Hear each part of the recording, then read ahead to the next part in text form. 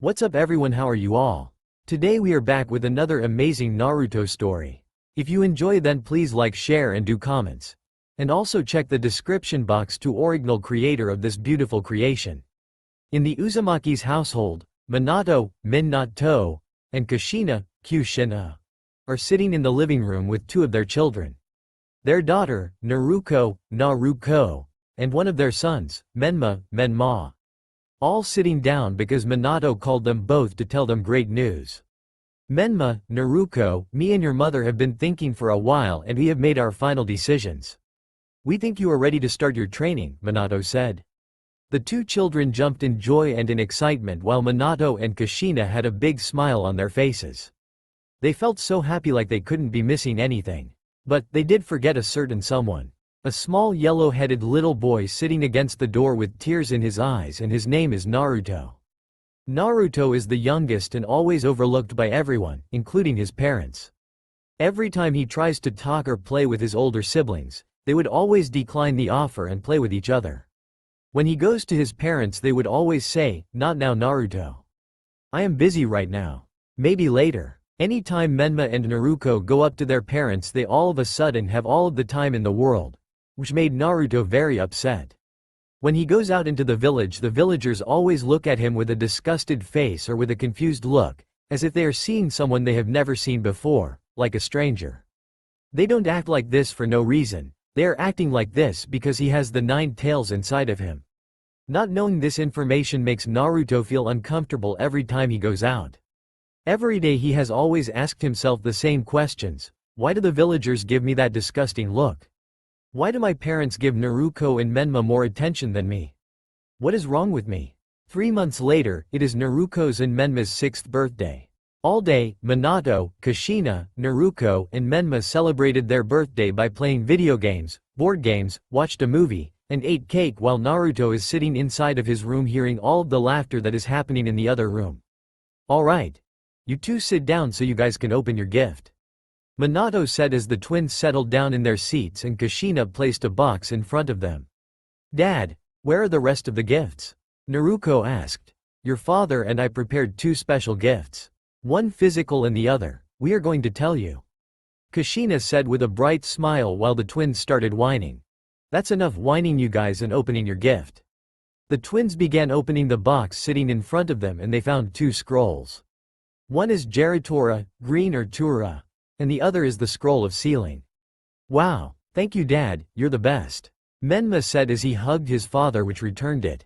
Wait a second, Daddy. Naruko said out loud which caught the others' attention and looked at her in confusion. Isn't this scroll Uncle Jiraiya's, Jiraiya? How did you get this scroll? I'm actually glad you figured that out Naruko because it leads to the second gift we prepared for you too. You both sit down for me. In response the two let go of their father and sat down. I went to Jiraiya to have a little talk with him about life then he told me some good news. Naruko, Menma you guys are the child of prophecy. The two jumped in joy and hugged their mother who was standing next to their father. Kushina looked at Minato and Minato returned the look and smiled. Everyone is happy except Naruto who is sitting on the other side of the door listening to their conversation with tears streaming from his eyes. Naruto's heart shattered into pieces when he heard that. Again, seriously. First, they always ignore me for no reason then, they get to train now, this. Why is everyone ignoring me?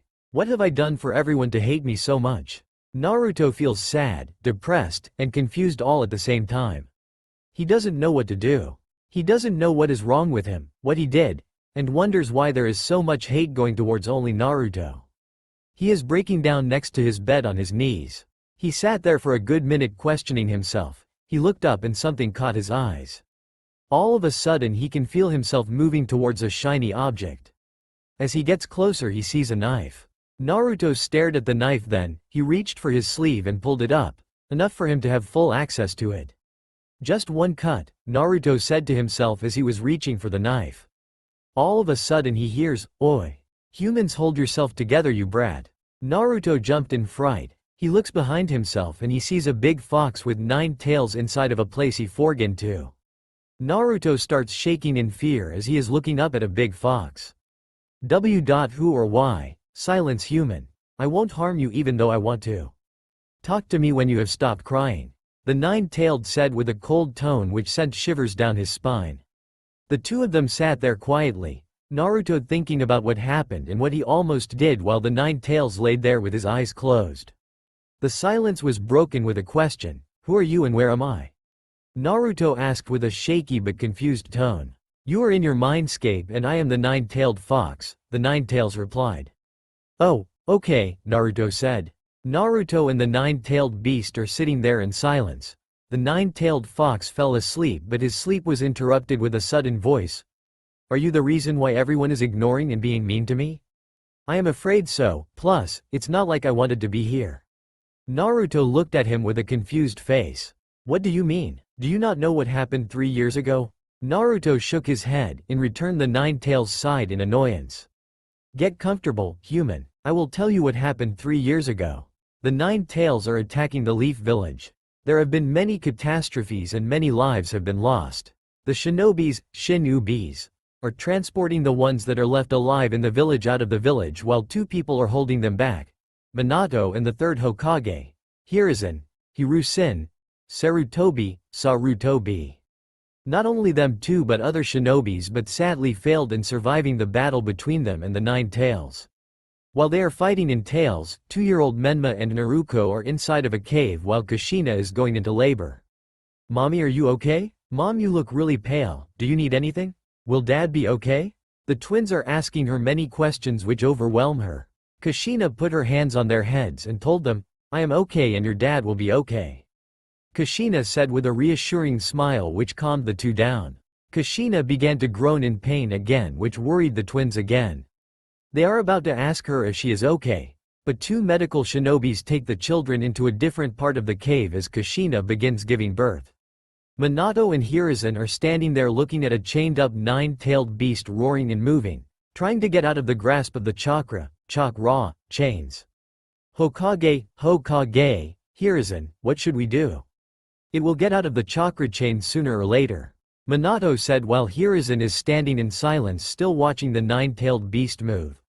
He knows the possibilities that could happen once the nine-tailed beast gets out of the grasp of the chains. Minato, you are the shinobi I have ever had. You are intelligent, not afraid to take risks in order to save this village. And you are a great leader that everyone in this world needs, especially this village. Minato looked at Hiruzen with a normal face but skeptical with what he said. Hokage Hiruzen, I am flattered but why are you saying this out of the blue? Like you are about to do something crazy. Minato said as he looked at Hiruzen's face which hadn't changed at all. Hokage Hiruzen, what are you planning to do? Hiruzen stayed silent but soon said, I want you to become Hokage. Minato looked shocked and didn't know what to say. Minato opened his mouth in an attempt to say a word but was interrupted with, I know what you are about to say. Why are you saying this out of the blue, in this situation? I have made my decision. I will begin doing the sealing jutsu. Minato burst out in anger. What are you thinking? Why do you want to do that? Everyone in this village needs you more than anything. They need your guidance, your leadership, your ideas, and they need you. I need you. Minato said this as he shed a tear. Minato was really hurt from hearing this from someone he looked up to for a while. Someone who he cares for more than anything. He sees Hiruzen as a father figure to him and Hiruzen sees Minato as his son. I know this will hurt you but it has to be done. Besides, I am old so I am going to die soon. Last thing I want to do is save this village one last time. There was a long silence between the two but a lot of roaring and movement in the background. Minato wants to disagree with him so badly but, knowing him, he won't change his mind. Okay, what do you need? I need a newborn baby. It doesn't work on toddlers or babies who were born hours ago. Minato was thinking where he could find a newborn baby, then he remembered his wife, Kushina is in labor. My wife is giving birth currently, will that work? Yes Minato, that would be perfect. But, are sure it's okay that I seal 9 tails into your son? Hiruzen looked at Minato with a concerned face. Suddenly they feel the ground shake and are alerted that the 9 tails is about to get loose. If we are going to do it, we need to do it now. Hiruzen said as he and Minato ran towards the cave where Minato's wife, 2 children, and the newborn baby were. They entered the cave to be surprised with Menma and Naruto jumping on top of their father, happy he is okay. Kushina, we need to talk and we need to talk fast. Minato said with an eager tone as he handed Hiruzen his children. What is the matter, Minato? Kushina asked with a worried tone. Kushina, I know this will be hard for you but Hokage Hiruzen is going to do the sealing jutsu and seal the 9 tails into a person. Wait a second, isn't that just basically trading a life for a life? He could die, and isn't that jutsu done only with a baby? Kushina said with a shocked face while holding a sleeping baby close to her chest. Minato sees this and looks down in sadness. Yes it does. And doesn't it need a newborn baby? Minato was still looking down in sadness and said nothing but nodded slowly. Kushina couldn't say anything but sit there in shock, then look at her newborn son who is sleeping peacefully in her arms. I know this is hard for you but it is the only way. I won't force you if you don't want to do it but you have to decide fast because the tailed beast is about to escape. They sat there for a moment and looked at her twins and the third Hokage, then back at her husband who is looking down in shame for even asking such a question. Kushina sighed and said, okay, everyone in the room, minus the twins, looked surprised at what she said. Are you sure? Yes. Yes I am. Minato grabbed the newborn baby and looked at his son holding his hand. Hey buddy, I'm your daddy. The baby made noise and grabbed his hand which made Minato smile. The mood was interrupted with a loud boom and the ground shaking. The tailed beast is about to break the chains. We need to go now. Hiruzen said as Minato and Hiruzen ran outside of the cave and body flickered away. Hiruzen grabbed the baby from Minato and started carrying him but stopped and turned around and started walking back. Minato looks at Hiruzen with a confused look. Hiruzen gave Minato the baby, took his cloak off his back and put it around Minato's shoulder and smiled at Minato. I will never forget you and please don't forget me. Minato nodded and handed the baby back to Hiruzen. 2 hours later everything finally ended. Everyone started entering the village again and looking at how much damage had been done to the village. Minato went back to the cave and walked into the cave to see Menma, Naruto, and Kushina with a baby boy in his hand. The kids came to him and hugged his legs while Kushina was standing there watching the happy moment happen. Minato walked over to his wife and pecked her on the lips and gave a reassuring smile to let him know everything is all right. So, what should we name our son? Minato said as he looked at his children and his wife. Me and Oni-chan have been thinking about the name for our little brother. We decided to name him Naruto. The twins said happily while the parents were smiling at them. Naruto Uzumaki. I like it. Everyone cheered and started exiting the cave. All of a sudden Minato and Kushina looked at the baby in Minato's hand with disgust. Naruto is sitting in disbelief hearing this accident that happened 3 years ago. You attacked the village, my dad offered me to the third Hokage to use me as the host, and now they're ignoring me. I understand the villagers but it doesn't explain why my own parents treated me like this. They knew what happened behind the scenes when you attacked the village yet they want to act like they have no clue. The 9 tails is just sitting there as the human sitting in front of him breaks down, yelling out loud how he feels. It was annoying him but he understands where this is coming from.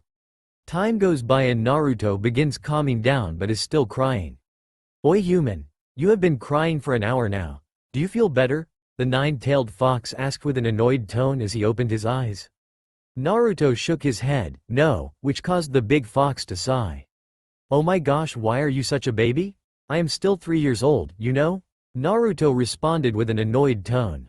Oh, Naruto is sitting there silently with his head in his knees, thinking about what the 9 tails told him. It kept Naruto preoccupied until he felt something picking him up and all of a sudden hit with a ray of heat. It was the 9-tailed fox picking him up and putting Naruto into his arms, holding him like he was a baby. Naruto was about to say a word but was interrupted, don't talk and just relax.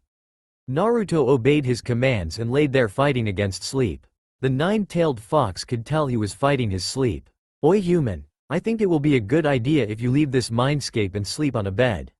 Naruto didn't budge but whispered loud enough for him to hear it. Comfy, Naruto said as he nuzzled himself more into his arm. The 9 tails sighed but left him be and went to sleep. A couple hours later 9 tails is the first one awake out of the 2. He heard snoring which startled him and looked down to see a small yellow-headed boy sleeping against his leg. He didn't want to wake him up but he had no choice. Oi human, it's time to get up and get ready for the academy. In response, Naruto groaned and sat up rubbing his eyes. Good morning. You must have been really tired to forget my name. It's Nine Tails. Naruto groaned once again at the response he gave him. No, I mean your real name. I'm not dumb. I know Nine Tails isn't your real name. He was sitting there surprised because this is the first time anyone has ever asked him what his real name is. It's Kurama. Okay Kurama, my name is Naruto. Naruto said with a bright smile. Alright kid, it is time for you to get ready, okay. Naruto responded and started looking around for the exit. Where exactly is the exit? Naruto asked while rubbing his head. Imagine yourself inside of your room. Oh thank you but, I have one more question. The Nine Tails sighed deeply. What is it now? Why did you attack the village? Naruto asked with a confused tone. I attacked the village against my own will. I was being controlled by Madara, Madara, Uchiha. Uchiha, Madara Uchiha like. The Madara Uchiha, the ghost Uchiha. I thought he died. He did but someone reincarnated Madara.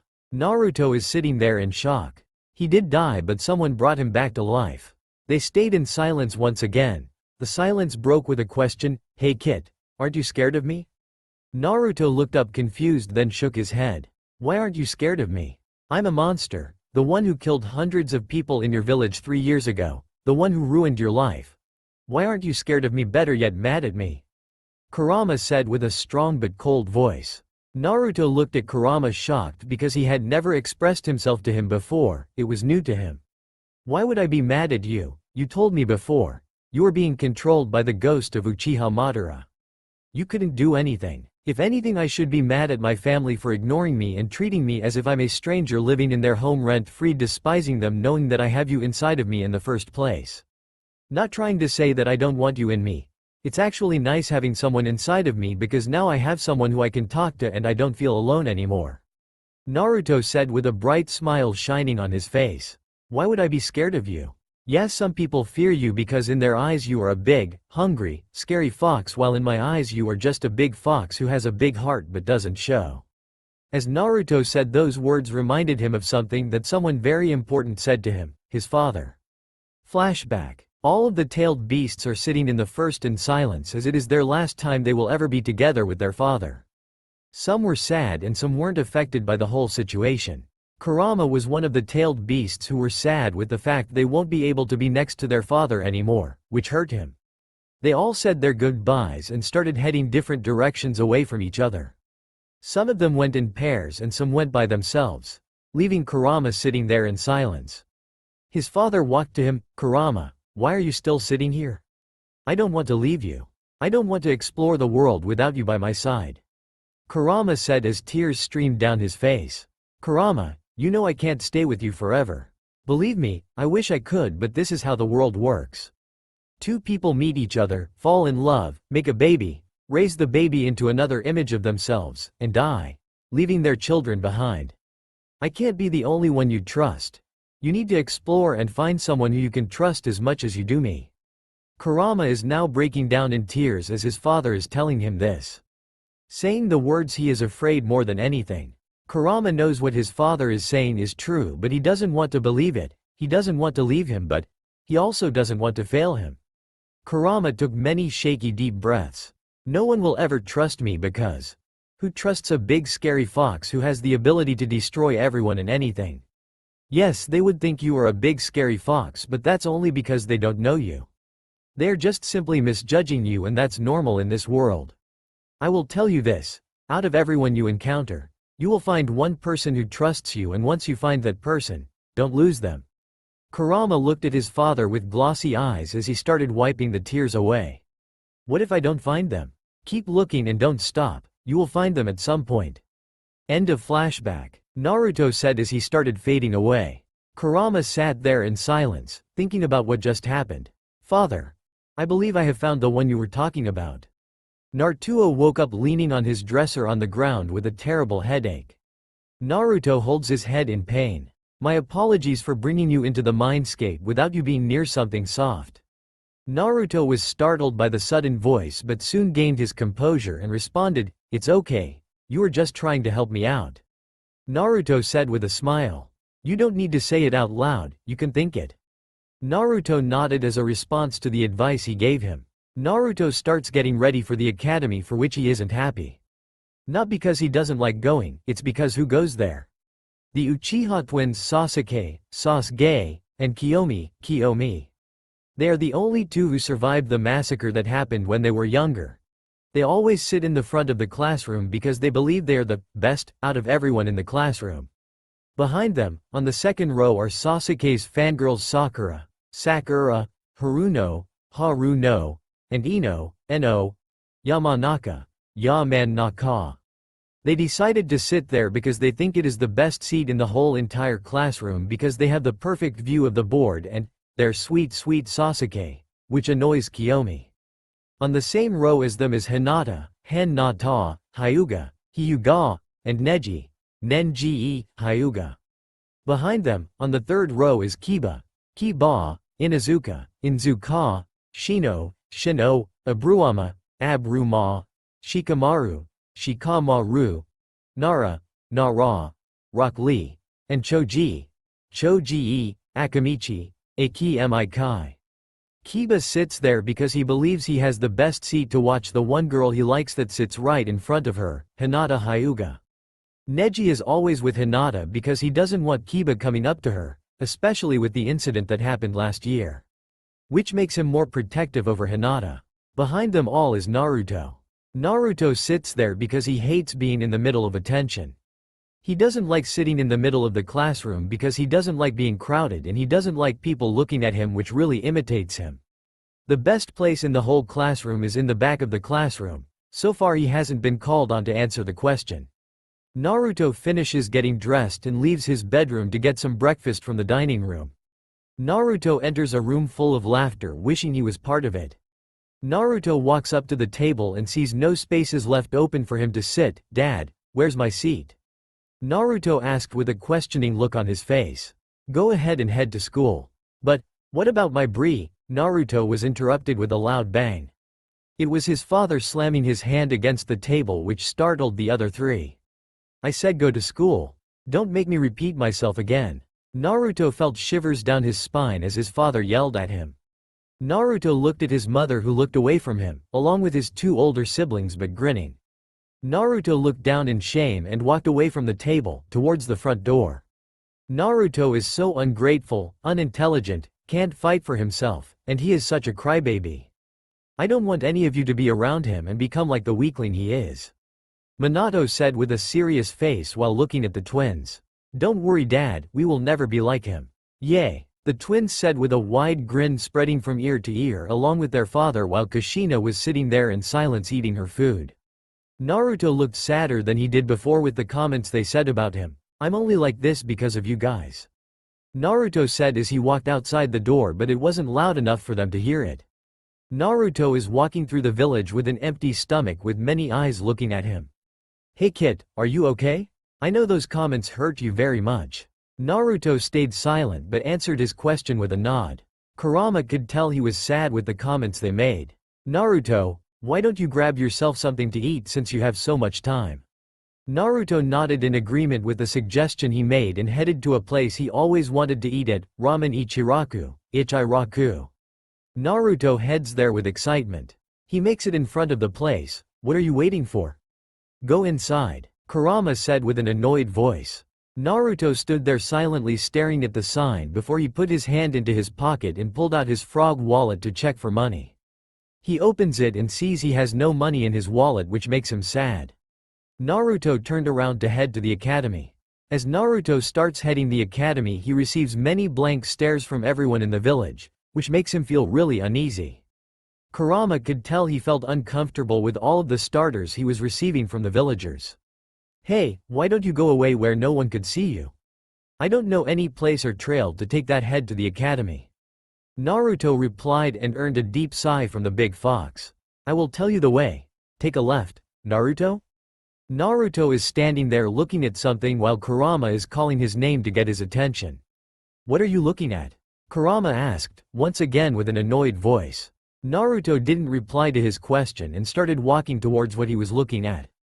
"You like the Anbu? I didn't know that." "Of course I do. Who wouldn't?" They are really fast, intelligent, strong, and they have really good stealth abilities.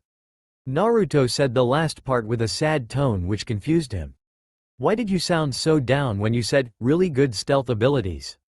Naruto stayed silent and then looked down towards the ground. It's just that. They have really good stealth, meaning no one can see them, no one will notice them, and they don't have to worry about people noticing them.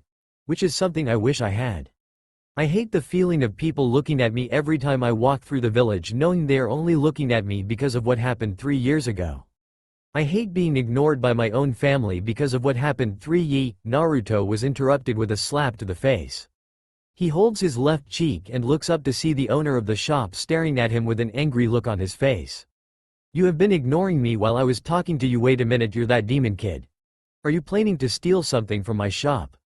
With the man yelling, it caused the other villagers and tourists to come over to the scene.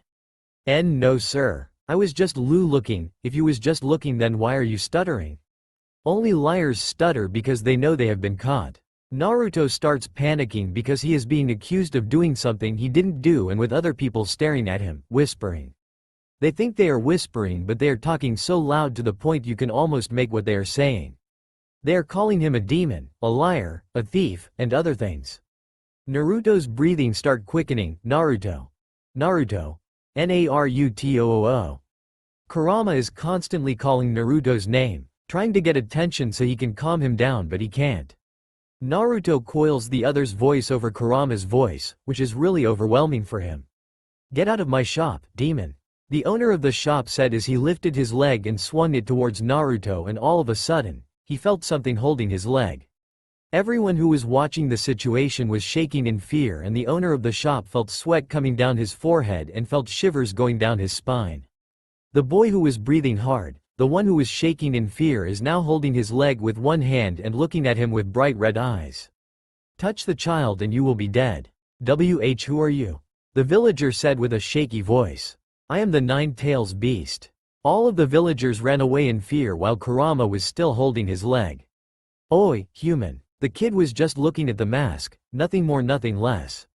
Now, I am going to tell you one thing and one time only. If you touch Naruto, I will kill, and if you treat anyone else the same way you just treated this kid, I will kill you.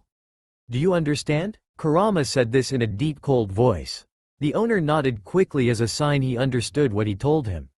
Kurama released his leg and the owner ran away. Kurama got up and started heading to the woods. The shinobis at the gate saw the yellow-headed boy walking through the gate. They were about to stop him, but they felt this strong bloodlust coming from the little boy, saying he is dangerous. The shinobis didn't stop, instead they let them go on ahead past them, exiting the village. I think we should let Minato Hokage-sama know that a yellow-headed little boy is exiting the village and he looks dangerous. The other guard agreed to the suggestion and body flickered their way to the Hokage. Kurama is now walking to a safe place in the woods where they could relax. On the outside you see a little boy walking calmly through the forest, but on the inside, it's different. Naruto is sitting in the mindscape with his knees to his chest, crying. Kurama told him from time to time to try to calm down, but he couldn't. It became a matter of time. Kurama stopped moving and went back into the mindscape to see a crying little boy. Hey kid, we are currently in the woods. You can relax now. Naruto didn't budge. Kurama is having mixed feelings. He feels bad for how Naruto was treated for something he didn't do. He is angry at the villagers for hurting a 3-year-old boy, and he feels guilty for being the cause of all of this happening to him. If only I didn't let Madara control me, then none of this wouldn't have happened. Kurama thought as he put his head down. The two sat in silence for a good moment until someone broke it with a question. Kurama, what time is it? I am not sure, but it is probably time to go to the academy. Naruto nodded and left the mindscape, back into his body, and started walking back to the village. Back in the village, Minato is working on his work while talking to his wife Kushina when soon interrupted with a knock on the door. Minato yelled, telling them to enter the room. Minato Hokage-sama, we have some important information. It's about your youngest son Naruto. Minato sighed while Kushina shook her head in disappointment. Minato whispered under his breath, what did that disgraceful child do now? Kushina was able to hear what he said but ignored what he said and asked the two shinobis what Naruto did. It's not about what he did, it's about what happened. Kushina and Minato looked at them confused. Please continue. The two shinobis nodded their heads as a sign of them understanding the order. While we were standing by the gate we saw your son walking past us. We were going to ask to stop and turn around back into the village but we couldn't. We felt so much bloodlust coming from the little boy, like he was angry and sad. We couldn't move at all so we just let him exit the village.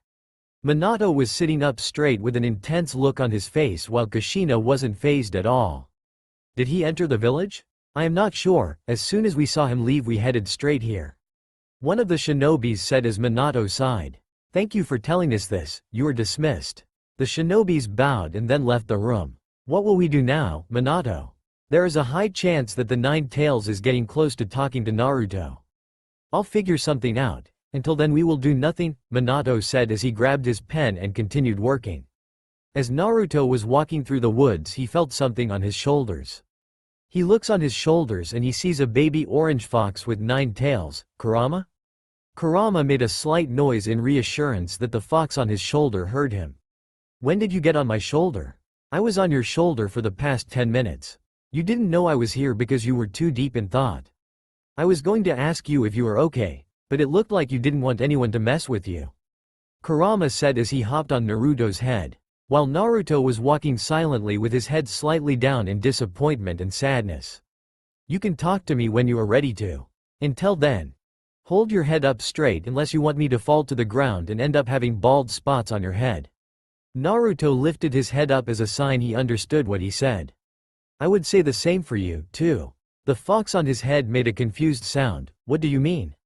I mean, while I was in your mind I could tell you had a lot on your mind. You were quiet and every step you took you were making an angry noise, almost like you were upset about something in the mindscape. Kurama hopped off his head, onto the ground and received a confused look on the little boy's face. Anytime one of us is in the mindscape we could feel each other's emotions and what level it is. When we were in the village I felt like I was suffocating because you're scared, anxiety, and dark thoughts filled your mind, which made it hard to breathe. It was kinda scary and it made me more angry. They are not hurting you because of you, but because of who is inside of you, which makes me upset. If it wasn't for Madara none of this would have happened. I wouldn't have attacked your village, no one will look at you as if you're monster, and you wouldn't be neglected by your family. And what makes my blood boil even more is the fact your father didn't tell the village about what really happened. Instead of him treating you nicely like a caring father he claims to be, instead he followed the crowd. As Kurama is saying these words Naruto starts tearing up. Naruto could tell he is hurt by the sound of his voice, he could tell he is a caring Kyuubi, CUB. And not a monster that everyone thinks he is, and he is now letting out all of the emotions he felt for the past 3 years, maybe longer. Naruto bends down to Kurama's level and hugs him as he starts breaking down. Naruto wants to say something but he doesn't think it is a good idea. 20 minutes later Kurama finally calmed down from crying and was really tired. Naruto picked him up and continued the walk. As he walking, he had an annoyed look on his face. Stupid fox. Why did you have to walk this far? Naruto looks at his hand where the sleeping fox is lying. Thank you for opening up to me. It means a lot to me and don't worry about me. I will be fine, since I am used to it. Naruto said the last part with a sad tone. The more they get closer to the village, the more anxious he feels and Kurama could detect it. Hey kid, relax. Naruto looked down at the small fox in his hand. Remember I am here? Naruto smiled at him and said thank you and in return received a nod. Hey kid, can you please put me down? I feel like a baby being carried by their mother. No. This is what you get for walking 12 miles away from the village and making me walk back just to get back to the village. Naruto said as he looked up, proud of his comeback to his comment while Kurama sighed in annoyance.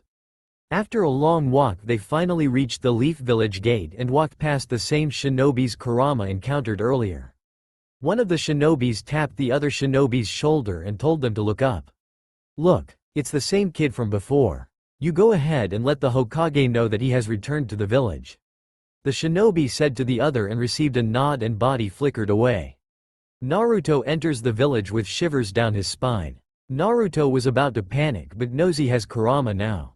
Hey Naruto, do you want me to show you the way through the village without being noticed? Kurama said as he looked up at him. Yes please, Naruto said as Kurama hopped out of his hand and headed into one of the alleyways to the academy. They reached the academy and Naruto stood there with shaky hands. Kurama hopped onto Naruto's shoulders and whispered, "You can hold me if you want and you can communicate with me through our minds." Naruto looked at Kurama and smiled, "Don't expect me to give you the answers." Naruto giggled at his comment and walked into the academy. Naruto enters the classroom to receive disgusted stares from every student in the classroom while Iruka, Sensei, is just looking at the door. "Naruto, you are 45 minutes late," Iruka said as he put his hands on his hip, looking at the little boy who was holding a stuffed animal. Naruto bowed while holding Kurama. "I'm sorry for being late." "It's okay Naruto, just go to your seat." Naruto started walking up the stairs, to his seat and all of a sudden fell. Kiba had put his foot out and tripped Naruto, causing him to fall. Everyone in the classroom started laughing at him and was soon interrupted with an angry teacher yelling at them, "Everyone be quiet." Naruto got up as fast as he could and walked to seat. Naruto shook off what happened and looked at the fox on his desk. "Hey Kurama, are you okay?" Naruto asked with a worried tone but spoke in the mindscape. "I am fine kid, you should focus on the teacher." Naruto nodded his head and looked at Iruka-sensei who is currently teaching a lesson. Iruka-sensei is currently teaching a lesson, well, trying to. Sakura and Ino are trying to talk to Sasuke who they love so much. Kiyomi is annoyed with the girls behind them and bickered back to back a couple of times. Iruka-sensei told them to stop talking but they wouldn't listen, so he gave up. Shikamaru constantly fell asleep in the back of the classroom, which Iruka-sensei expected. Kiba is trying to flirt with Hinata, which made her uncomfortable and caused Neji to go into protective brother mode and constantly went back and forth with Kiba. Iruka-sensei told them to cut it out, but they wouldn't, which was his last straw. "Okay, that's it." Everyone looked at Iruka-sensei who was visibly upset. "Since none of you guys aren't paying attention, why don't I ask you guys some questions based on what I talked about in class? I will call a person and they will need to stand up and tell me the answer. If you don't answer the question or give me the wrong answer you will have detention. Is that clear?" Everyone was nervous but agreed to the decision he made.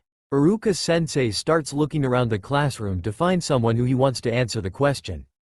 "Naruto, tell me the last 3 Hokages in order," Iruka said. Everyone started laughing at Naruto, which confused Iruka. "What's so funny?" Iruka asked the class. "You're really going to ask the demon, the weirdo, and the dumbest person in our classroom a question that we all know good and well he can't answer?" Kiba said as everyone in the classroom laughed harder. "Yeah, plus he even brought a stuffed animal with him. I mean like, who does that?" Sakura said as everyone laughed at Naruto. Kurama tapped him with his tail and told him, "I believe in you." Naruto looked at Kurama and took a deep breath and stood up. Naruto responded to the question which left everyone speechless. "Hashirama, Senju, Tobirama, Senju. And Hiruzen Sarutobi." Everyone looked back at a boy holding a stuffed fox with his head down. "That is correct Naruto," Iruka-sensei said as he clapped his hands surprised. "Wow, I guess that toy fox really helps him with his social skills and builds up his confidence. I'll let him bring his stuffed animal to school from now on," Iruka thought to himself while looking at the boy in the back. "There's no way he knew that. He must have cheated," Sakura exclaimed out loud with everyone agreeing. "Yeah, there is no way that demon knew that," Kiba agreed. "Kiba, who is known as the Yellow Flash?" Iruka asked Kiba who was sitting there in silence along with everyone else. "Kiba, that is detention for. You didn't stand up nor have you answered my question." Kiba looked at him in disbelief. "What? How was I supposed to know that? You never told us." Iruka looked at everyone and they all looked away as a sign they didn't know either. Even the Uchiha twins, which is really surprising because they usually know the answer to every question he asks. Naruto, who is known as the Yellow Flash. Everyone looked back at him and waited for his answer. Naruto took a deep breath and said, "Hokage Minato-sama. Yes, that is correct. Our current Hokage is known as the Yellow Flash. How do you guys think he will feel knowing his future shinobis don't know who he is known for?" Everyone looked down in shame as he was scolding them. What is so crazy about this is Naruto is the only person who was actually paying attention in my class while you guys had your little flirt sessions and roast battles. Everyone except Naruto has detention. The bell rang and everyone went to the cafeteria to have their lunch. While Naruto went outside to eat his lunch, he was looking at nature, the birds, the trees, and the flowers on the ground. You must like nature, Kurama said as he looked up at Naruto who was looking out in the distance. Yeah, it makes me feel free. The breeze is nice, the air smells fresh, and I feel like no one can stop me. Kurama was watching Naruto as he was talking and the first time ever saw him smile genuinely, which made him glad. I understand you. Before the whole Madara thing happened I used to look up at the night sky thinking about my father. Who was your father, if you don't mind me asking? Kurama looked at Naruto and said, his name was Hagoromo Hagorumo Otsutsuki Ususuhei. Naruto began to lay back and closed his eyes and all of a sudden he saw total darkness. He opened up and was greeted with a kick to the face. Naruto held nose and looked up to see his classmates standing there, grinning at him. Look what we have here guys. The demon who cheated in class caused all of us to have detention. Kiba said as he cracked his knuckles. Naruto starts shaking in fear. Naruto got up, picked Kurama up and made an attempt to leave but bumped into Sakura who was standing there with her friends on each side of him. Where do you think you're going, demon? Ino said as she was staring at him. First you come into the classroom late then, you answer the question he asked you and Kiba and get them both right. And now we have detention because of you. I think someone needs to be disciplined. Sasuke said while everyone started giggling and getting closer and closer to him. To everyone's eyes you would see kids walking up to them but what Naruto sees is so much different than theirs. Naruto sees so many pairs of red eyes staring down at him. Naruto was so scared, he couldn't move. Kiba gave him the first punch to his face, causing him to fall to the ground. This is for making me look dumb in front of everyone. This is for getting us all detention. Sakura said as she sent a kick to his stomach. Everyone started kicking him and punching him until he was bleeding. Kurama was about to do something until someone picked him up. You won't be needing this stuffed animal anymore, Kiyomi said as she was trying to break it apart but couldn't. What is this? Why won't this tear apart? Kurama got out of her grip and roared which caused everyone to stop what they were doing. Everyone looked down at what they thought was a stuffed animal who was growling and in a position to attack. What th? Kiba was interrupted with a head nod from the fox which jumped at him, causing him to fall to the ground holding his forehead. You fools! How dare you hurt Naruto like that? Kurama is saying this with a deep, cold voice and standing in front of Naruto who is lying down unconscious. You have 5 seconds to get out of here before I kill you. 1. Everyone started running as soon as he started counting, leaving the small fox and a little boy who is bleeding. Iruka-sensei came outside. Hey, what is? Naruto, Iruka yelled as he ran towards Naruto and looked at his condition. Your classmates attacked him. Iruka was startled and looked down at a fox who walked towards Naruto and sat down. You can talk? Yes, I can talk. I will explain everything but first, we need to take care of him first. Kurama said in a demanding voice. Iruka-sensei picked Naruto up and carried him to the classroom along with the fox who was on his shoulders. Iruka-sensei starts bandaging him up while Kurama is sitting on the counter, watching every little step Iruka makes as he is helping him. Mind explaining this to me while I finish fixing him up? Kurama nodded at the statement he made and replied, My name is Kurama, and I am the 9-tailed fox. Iruka looked at him in shock as if it was his first time seeing one before but soon turned cold. Why did you attack the village 3 years ago? So many lives were lost, so many lives were ruined because of you. What have we done to you for you to attack the village? Iruka said as he looked at the fox who is currently looking down in shame. Kurama was about to say something but was interrupted by a sudden voice. It wasn't his fault. They both looked at where the voice was coming from and it was Naruto. Naruto, are you okay? Kurama asked in a worried tone. Yes, I am, Naruto said as he picked Kurama up and placed him on his lap. Why should I believe what you said? He is one of the most dangerous creature that walks through this world. How do I know you're not like him? Naruto looked at Kurama, giving him a questionable look to see whether or not he could tell him. In response he nodded and Naruto began to explain what happened 3 years ago. Let me get this straight. You were being controlled by the ghost of Uchiha, Madara Uchiha, who died a long time ago. Hokage Hiruzen-sama needed a newborn baby to be able to seal the 9 tails in, and Hokage Minato-sama recommended putting you into Naruto's body. The both of them nodded their heads in agreement to his summary of what they told him. I am so sorry, Kurama. I didn't know. It is okay, Kurama said as he hopped onto Iruka's shoulder. All of a sudden Iruka's eyes flashed white for a couple of seconds, then it went back to normal. Neither of them knew what happened but just shook it off and pretended nothing happened. Iruka-sensei suddenly grabbed his chest in pain. Are you okay? Naruto asked worriedly. I am okay, but I have a question. Did you by any chance tell Naruto the answer? Kurama looked at him and gasped dramatically. How could you think of me like that? I would never do that, Kurama said as he jumped off of Iruka's shoulders and received a giggle from Naruto and Iruka-sensei. On a real note, no, I didn't tell him the answers. Believe it or not, Naruto is smarter than everyone thinks he is.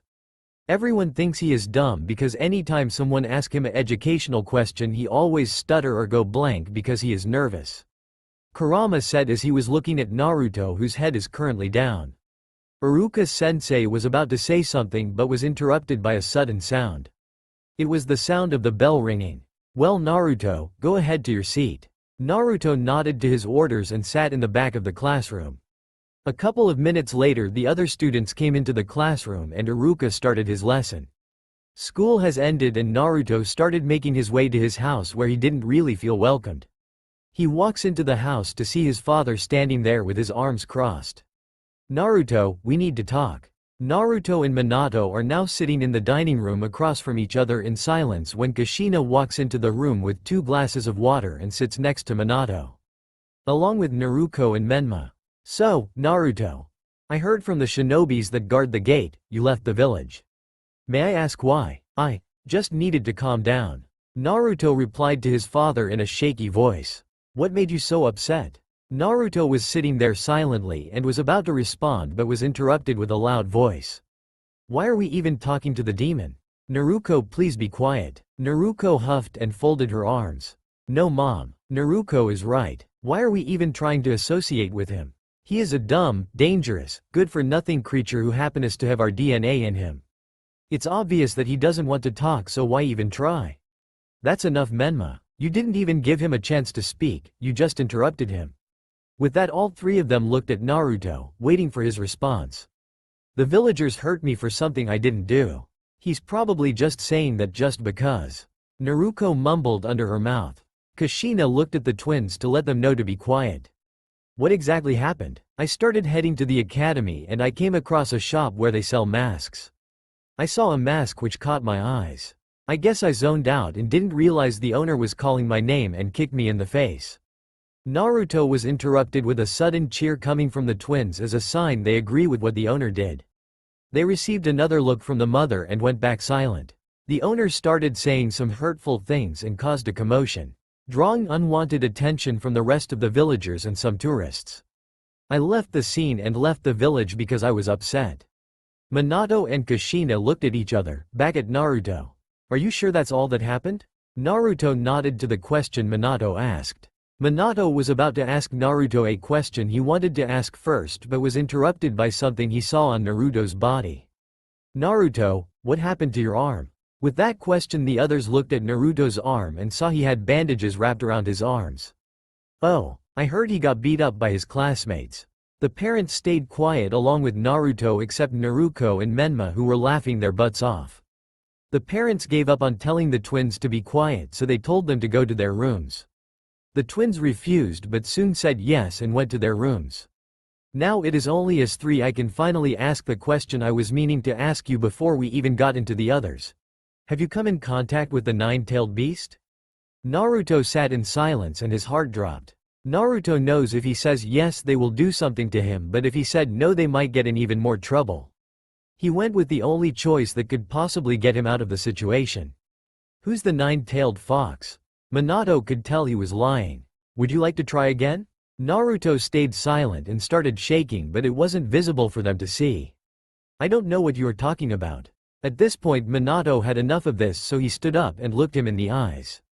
Get out of my house and don't come back until you tell me the truth. Naruto looked at his parents with a shocked face. What? You can't do that to your own son. No son of mine will lie to my face and is a demon. You are leaving this house and that's final. Naruto is looking at his father with disbelief. You want to talk about telling the truth. Why don't you tell everyone the truth? What are you talking about, demon? Naruto got up from his seat and looked him in the eyes. I am talking about what happened 3 years ago. When you follow them to sacrifice me as the host. How do you even know about that? Kushina asked. The Nine Tails told me what happened. So you did talk to the nine-tailed beast. You lied to me. You see, Kushina. I will not have a liar living in my home. Expectually a demon. Minato said, raising his voice at Naruto, causing the twins to come out of their rooms to witness what is going on. At this point Naruto blood is boiling, including Kurama. Naruto had enough of this and finally snapped. I had enough of this. You're saying that I am a liar when really you are the one who is the liar. You lied to Naruto and Menma since they were two that I was the demon when really you put the nine-tailed beast inside of Me. Every single day you told them to not be like me and encouraged them every single day to call me a demon. You tell everyone that you are a good father when you're not. A father will love their children no matter what and they are willing to take responsibility for your actions that reflect on their children. Naruto is now currently in tears as he says these words. You sure have the guts for a 3-year-old little boy to yell at their Hokage. I am 4 years old man, 4 years old. How are you going to say that you're a good father when you don't even know your own son's birthday? Menma and Naruto are watching the bickering going back and forth which Naruto enjoyed very much. For the last time I am not your father. Then what am I to you? If I am not your son then what am I? Kushina said something that Naruto wished he didn't hear. You're a child who was never planned. I don't like keeping things around that I never planned nor wanted. Now get out of my house. Now. Naruto is sitting there shocked by what his own mother said. Tears start going down Naruto's cheek. Naruto looked down and started giggling which confused the four. No wonder you put the nine tails into me. You knew you weren't going to care for me so you went ahead and put the nine tails into me. Wow, you were using your brain for once. We put something that no one on this earth likes into someone we knew we weren't going to take care of. Now that's what I call killing 2 birds with 1 stone. Kushina said with an evil grin on her face along with Minato and his 2 older siblings. Naruto got up from his seat and headed to the door. I am not a monster. You are, Naruto said as he walked out of the house with tears in his eyes. After Naruto left the house the 4 started celebrating and were happy he was gone. Ever since Naruto was kicked out of his house he has been living in an abandoned apartment he found. He still went to the academy and he isn't as confident as he was before. Kurama feels like he failed Naruto because he wasn't able to protect him how he wanted to. He wanted to help Naruto build up his confidence but it all went downhill. Anytime he was hungry he would always go to the forest to catch some fish and cook it. Iruka-sensei would talk to him here and there to make sure he is okay after he heard about him getting kicked out. Naruto would always say he is okay but he could tell he isn't okay. Anytime Naruto is out at night he sometimes gets beat up by some kids his age. When he sees his parents out along with his siblings he would always go the opposite direction so they didn't see him. One day Naruto is lying on the ground watching the sunset with a smile on his face. He feels so light, free, and all of his troubles went away.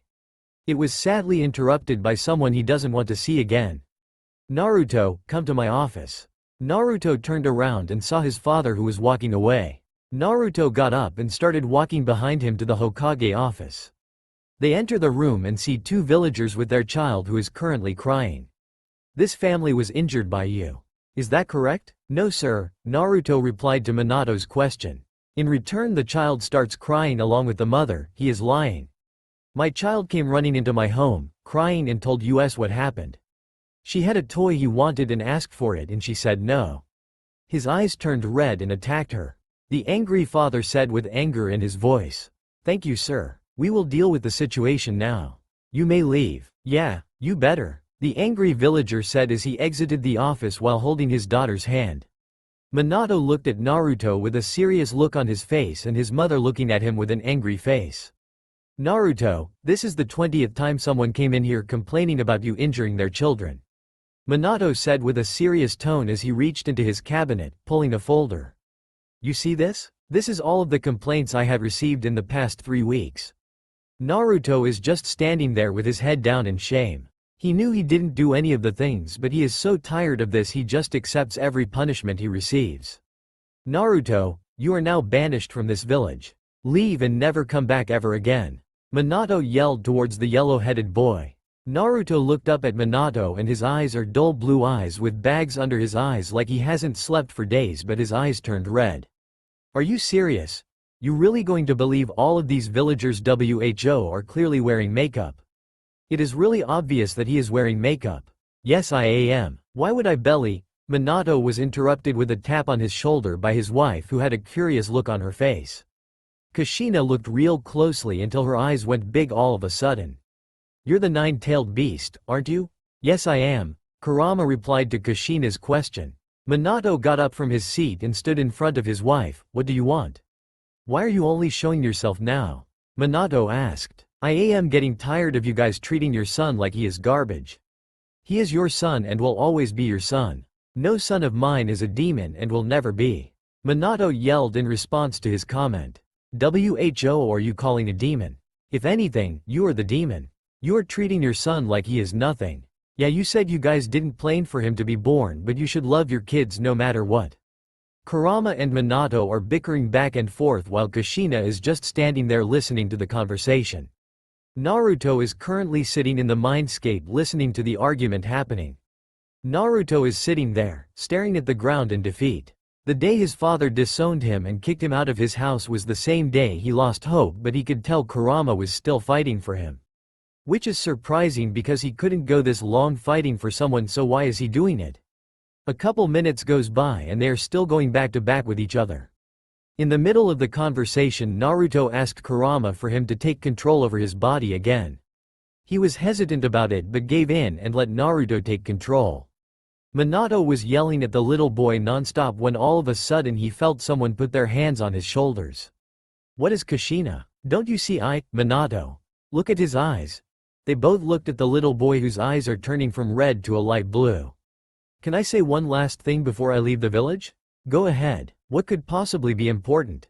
Minato said sarcastically. Anata wa warui hito dezu. Naruto said as he exited the office. Naruto is walking through the village, getting side eyes from many of the villagers. Everyone is talking about the situation with Naruto being banished from the village. Some said some insults towards Naruto as he was walking by, which made him feel down. Hey kid, can we have a little talk? Sure Kurama, Naruto replied. I wanted to tell you when you become a Chunin, but as you can see, you won't be able to. I am going to tell you now. Naruto is walking patiently, waiting for what Kurama is going to tell him. Why don't I train you? Naruto's eyes widened in shock. Are you for real? I would love to be trained by you. Naruto said urgently, which caused a smile to pop up on Kurama's face. I'm glad you want to be trained. Go ahead and pack up your things in your apartment. Kurama said, which received a humming sound from Naruto, letting him know he is going to hurry. Naruto ran to his apartment, happily, and started packing his things when all of a sudden he heard a loud banging noise on his door. Naruto stopped what he was doing and stood there quietly. Should I answer? No, I feel something dangerous on the other side of the door. Kurama said quickly in response to Naruto's question. A couple seconds later they saw someone trying to open the door in response. Naruto hid in a secret room in the walls that he found while he was living there. The doorknob jiggled a couple of times before he heard the door open and hearing the one voice he will never forget. Where are you, demon? Kiba said. Naruto starts freaking out when he finds out Kiba is there. Maybe his whole gang is. Kiba started kicking things left and right. We know you are here, demon. Your siblings told us your location. Sakura said as she started kicking things around the place. All Naruto could hear is people knocking things down and taunting, trying to draw him out. He felt nervous until he remembered the second way out of the house. He quietly moved to the side and pulled the fake floor up and put it next to him, revealing a mini square door on the floor. He slowly opened the door on the floor, which made a creaking sound and alerted the other Konohas. What was that? Ino asked with a nervous tone. I don't know, Sakura replied. It's obviously a door. He's trying to escape. Quick, everyone looks for a fake wall or floor. Shikamaru said urgently. Everyone starts looking around, feeling the floors and walls to see if any of them are fake until Sasuke and Choji reveal a hole in the wall, covered by a poster. "Guys, look," Choji yelled, which drew attention from the others. Everyone walks over to Choji and sees a hole in the wall. On the other side you can see wooden planks on the floor, next to a door in the floor which is open. "Dang it, he escaped. Everyone, let's go outside and catch him there," Sasuke said, and in return everyone ran out of the abandoned apartment and started running around to see where he went. "Come on guys, he couldn't have gone that far," Kiyomi exclaimed, and everyone ran. When the close was clear someone popped their head out. "I think they are gone," Naruto said while whispering, and crawled out of the room. "Let's get out of here before they find us," Kurama said. Naruto got out of the ball and ran out through the back. Naruto is walking towards the gate by taking the alleyways to avoid any suspicion or running into the Konohas. "Wow, this is really happening. I saw it coming but I didn't think it would come this soon." "Same here," Kurama replied to Naruto's statement. "Even though I don't want to be here, I will miss this place," Naruto said. "I understand, you don't have the best memories but they are something to remember," Kurama said. "True, I mean it is better than nothing, that's for sure. My favorite memories are with you," Naruto said with a smile on his face. "I'm GLA duck," Kurama said urgently. Naruto ducks on time, looks forwards and sees a fireball flying over him. "They found us," Naruto thought. He turns around and sees Kiba, Sasuke, Kiyomi, and Neji. "You really thought you were going to leave this village without saying goodbye, Tilda?" Kiba said. "Well, goodbye," Naruto said as he started running but was stopped by Sakura, Ino, Choji, and Shikamaru. Tilda, I wonder where Hinata is. She's probably at home like usual. Neji never lets her go out and participate in violent activities, especially with Kiba around." Naruto replied to Kwama's question. "Where do you think you're going?" Ino said as everyone started getting closer to him. "What do you want?" Naruto yelled. Sasuke all of a sudden starts laughing along with the rest of the Konohas. "You really thought I was going to leave without a beating? I mean, come on, this will be our last time we ever see you, so why don't we leave some marks as a sign of remembrance of us?" Sasuke said with a grin on his face, and they started getting closer. "Naruto, let me take over," Kurama said, and in response felt Naruto going into the mindscape. On the outside you could see his eyes all of a sudden turning red. "Guys, it's the Nine Tails. Run!" Sakura yelled. They all start running except Sasuke and Kiba, who are just standing there. "Why are you guys still here?" Naruto asked as he got up and brushed dirt off of his clothes. "We aren't scared of you like they are." "Yeah," Sasuke said, and Kiba replied to his comment. "What are you going to do then?" "We are going to beat you up, ourselves," Kiba replied to Naruto's question. Kiba starts cracking his knuckles while Sasuke is just standing there. Naruto is standing in front of them, waiting for them to attack. Kiba rushed towards Naruto and threw a punch at Naruto. Naruto used his hand to block his punch and put his foot out and tripped Kiba, causing him to fall forwards. While Naruto was holding him down, Sasuke came up behind him, sending a kick to his face. Naruto caught his foot and pulled it, causing him to fall. "Are you done?" "Not yet. We are just getting started," Kiba exclaimed and held on to Naruto's leg while Sasuke grabbed one of his arms, pulled it, and caused him to fall forwards. Kiba got up along with Sasuke and both went for a stump to his back. They made contact with Naruto's back and he all of a sudden turned into a puff of smoke. "What the where did he go?" Kiba shouted. "It was a clone, you dumbbutt," Sasuke replied. Naruto is running and breathing hard through the alleyways with Kurama next to him running also. "I think we are far enough," Kurama said as he started slowing down along with Naruto. "Thank you for teaching me that. It really comes in handy." "No problem," Kurama said, responding to Naruto. "I was really hoping to go around the village one more time without being noticed, before I leave. There really aren't any good memories, only negative ones. Why do you want to look at everything?" Kurama asked with a confused expression on his face. "Yes, there are bad memories everywhere but there are good ones too, like in my room. Yes, it is a place where I always cry in there, but it is the same place where I first met you. At the school, Iruka-sensei is always there for me when I need him. The abandoned apartment has some memories too, maybe the best." As Naruto said these things, a smile grew on his face. "I never thought about those moments. Well, we are about to make more memories out there in the world where no one can tell us what we can and cannot do. Naruto said, all aloud and proud, with an annoyed fox next to him. Naruto walks to the academy where he sees Iruka-sensei sitting down on the ground, looking up at the sky. Mind if I join you?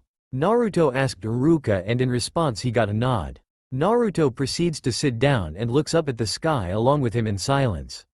I will miss you and Kurama. I wish I could do something to help you guys. It is okay, Iruka-sensei. We all know whatever you do, nothing will work, not with the mindset everyone in this village has. Like what you always say, there are things that are in your league and there are things that aren't. Naruto said while looking up at the sky. Iruka-sensei is really feeling down knowing his favorite student is banned from the village because of something he didn't do. Iruka-sensei, it will be okay.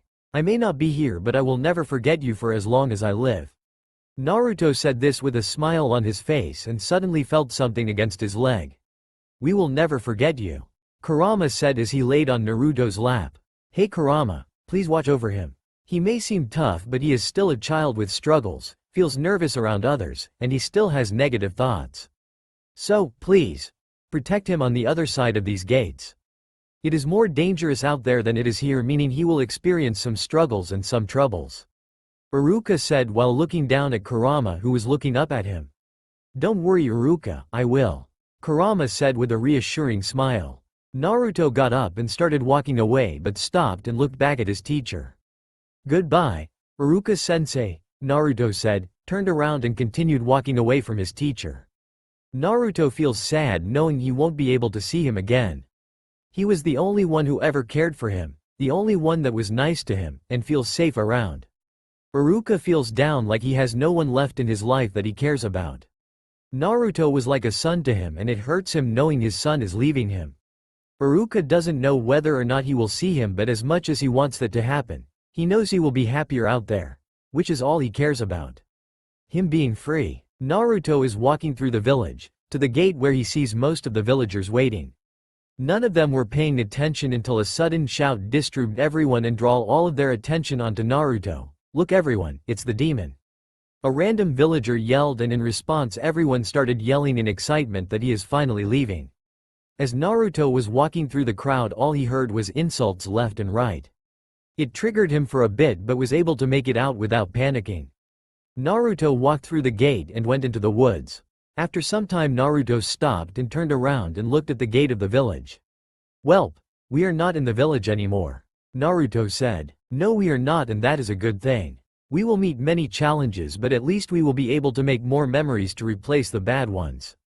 Kurama said. It has been 2 years since Naruto was banished from the Leaf Village. Naruto made a campsite where he could sleep, rest, eat, and train. Kurama helps Naruto with his Shadow Clone Jutsu and Transform Jutsu. Over time, Naruto got really good with the Shadow Jutsu and Chakra control. They are currently walking through the woods, having a conversation with each other. And that is why ramen is better. Okay Naruto, I get it. Ramen is better than any food in the whole entire world, but you gotta understand, you can't have ramen for breakfast, lunch, nor dinner. You need to eat appropriate food at that time. Kurama said with an annoyed voice while Naruto is pouting while having his arms crossed. I am gonna continue eating ramen for lunch, breakfast, and dinner, and you aren't gonna stop me. Naruto said eagerly. Yes I will. If I have to come out and knock your ramen on the ground. Kurama suddenly stopped talking out of nowhere. Ha, you are being quiet now because you realized I am right. No, I stopped talking because someone is nearby and their aura is dangerous. Kurama said fast and with a worried tone. Naruto stopped talking and stopped moving, trying to listen real carefully to his surroundings. There are 3 people around and they are releasing bloodlust, coming from the right. Kurama said quietly, you know you are in my mind, right? Meaning you don't need to whisper. Naruto said as he walked to the direction he was told and received a sigh from Kurama. Naruto is walking quietly and slowly as he hears the noise get louder and louder. It seems like they are fighting, Naruto whispered. Naruto peeked over the bush he was hiding behind and saw a 2v1 happening in front of his eyes. There are 2 male shinobis from the Cloud Village and there is a person standing there, covered in a cloak and has a sword in their right hand. It's time for you to die. One of the cloud ninjas said as they both ran towards the person in the cloak at full speed while they stood there with a sword in their hand. One of the shinobis noticed they weren't moving, so they stopped. Wait. One of the shinobis said. What? The other shinobi said he stopped and turned around. They aren't moving, the shinobi said while the other one turned around, facing who they were fighting once again. What is it? Are you scared? Shinobi said, taunting him while they were silent. While the shinobi continued taunting them, the other shinobi got really annoyed along with Naruto and Kurama. It was getting good. Yay, Naruto and Kurama said with a bored voice. In a couple seconds the shinobi that was taunting soon had his head laying on the ground and the body fell slowly onto the ground. Naruto was amazed by this happening and the other shinobi were left shocked. The ninja turned around and looked at the person in the cloak, holding a bloody sword. He shouldn't talk in the fight. I hope I at least get a good fight coming from you. The person in the cloak said as they looked up at the ninja left standing. The ninja got into a stance. One hand was holding the kunai, and the other hand was positioned behind the other hand with his legs spread out. The person with the cloak took it off, revealing a female with a black shirt and black pants and holding the bloody sword. She turned around, facing the ninja and got into position. Based on how they standed, Naruto and Kurama knows it is about to go down. The cloud shinobi ran towards the female at full speed and threw a kunai towards her. The female blocked the kunai going towards her with a swing with her sword and saw her opponent standing in front of her, ready to finish her off. The ninja stood there letting him hit her and suddenly disappeared into smoke. The cloud shinobi jumped up into the air and under him was the ninja popping up from the ground with a kunai in her hand. The female ninja threw her kunai at the cloud shinobi in the air and was blocked by a swing with their kunai.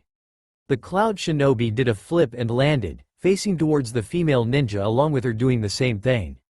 They both charged at each other at full speed and clashed against each other and started fighting each other in a close combat. Naruto was really zoomed into the fight. He was entertained and amazed at the same time. So this is what a fight looks like. Naruto whispered, yup, and you will fight like that someday. Fast, powerful, and thoughtful during a fight.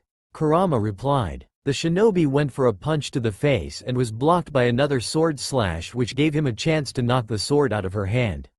The sword was knocked out of her hand and had a kunai pointed towards her throat. This is the end for you. The shinobi said. No, it is over for you.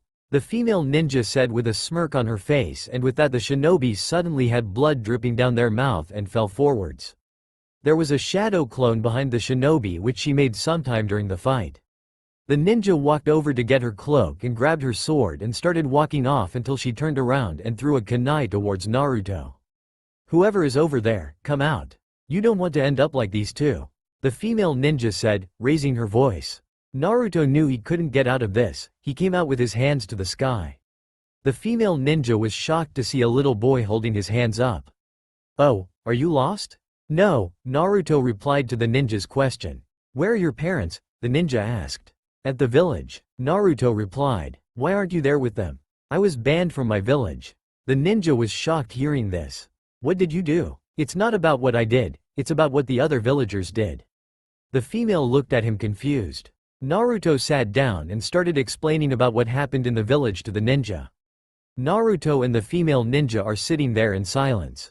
Naruto wasn't sure whether or not he should leave. I'll be taking my leave. Naruto exclaimed as he got up and walked away. Where do you think you're going? The ninja yelled, which caused Naruto to stop and turn around. You may have been banished from the village and your family abandoned you and all, but that doesn't mean you have to be alone. I don't care that you have the nine-tailed beast inside of you. You are still a kid, meaning you have to have a guardian to watch over you no matter what. I am also currently looking for a successor who is willing to work, train, and always fight with a purpose and not for revenge, like you. You line up in that category, so, do you want to become my successor? The female ninja said these words while looking down to the ground.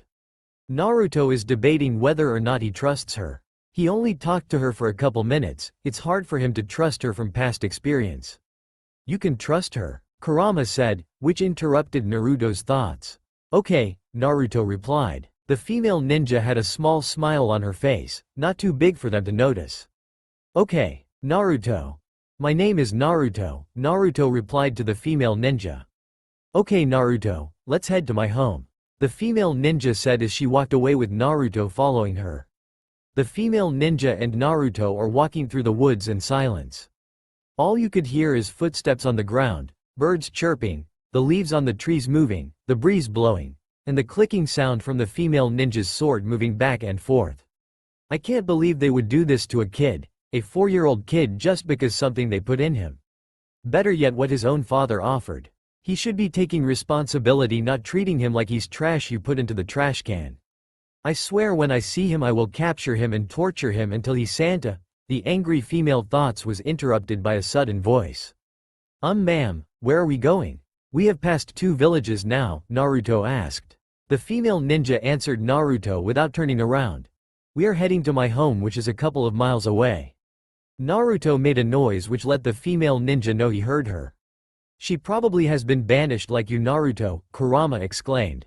What do you mean? Naruto asked. The direction we are going doesn't lead to any of the villages. It leads to a part of the woods that hasn't been claimed because of an incident that happened there a long time ago, Kurama said with a serious tone.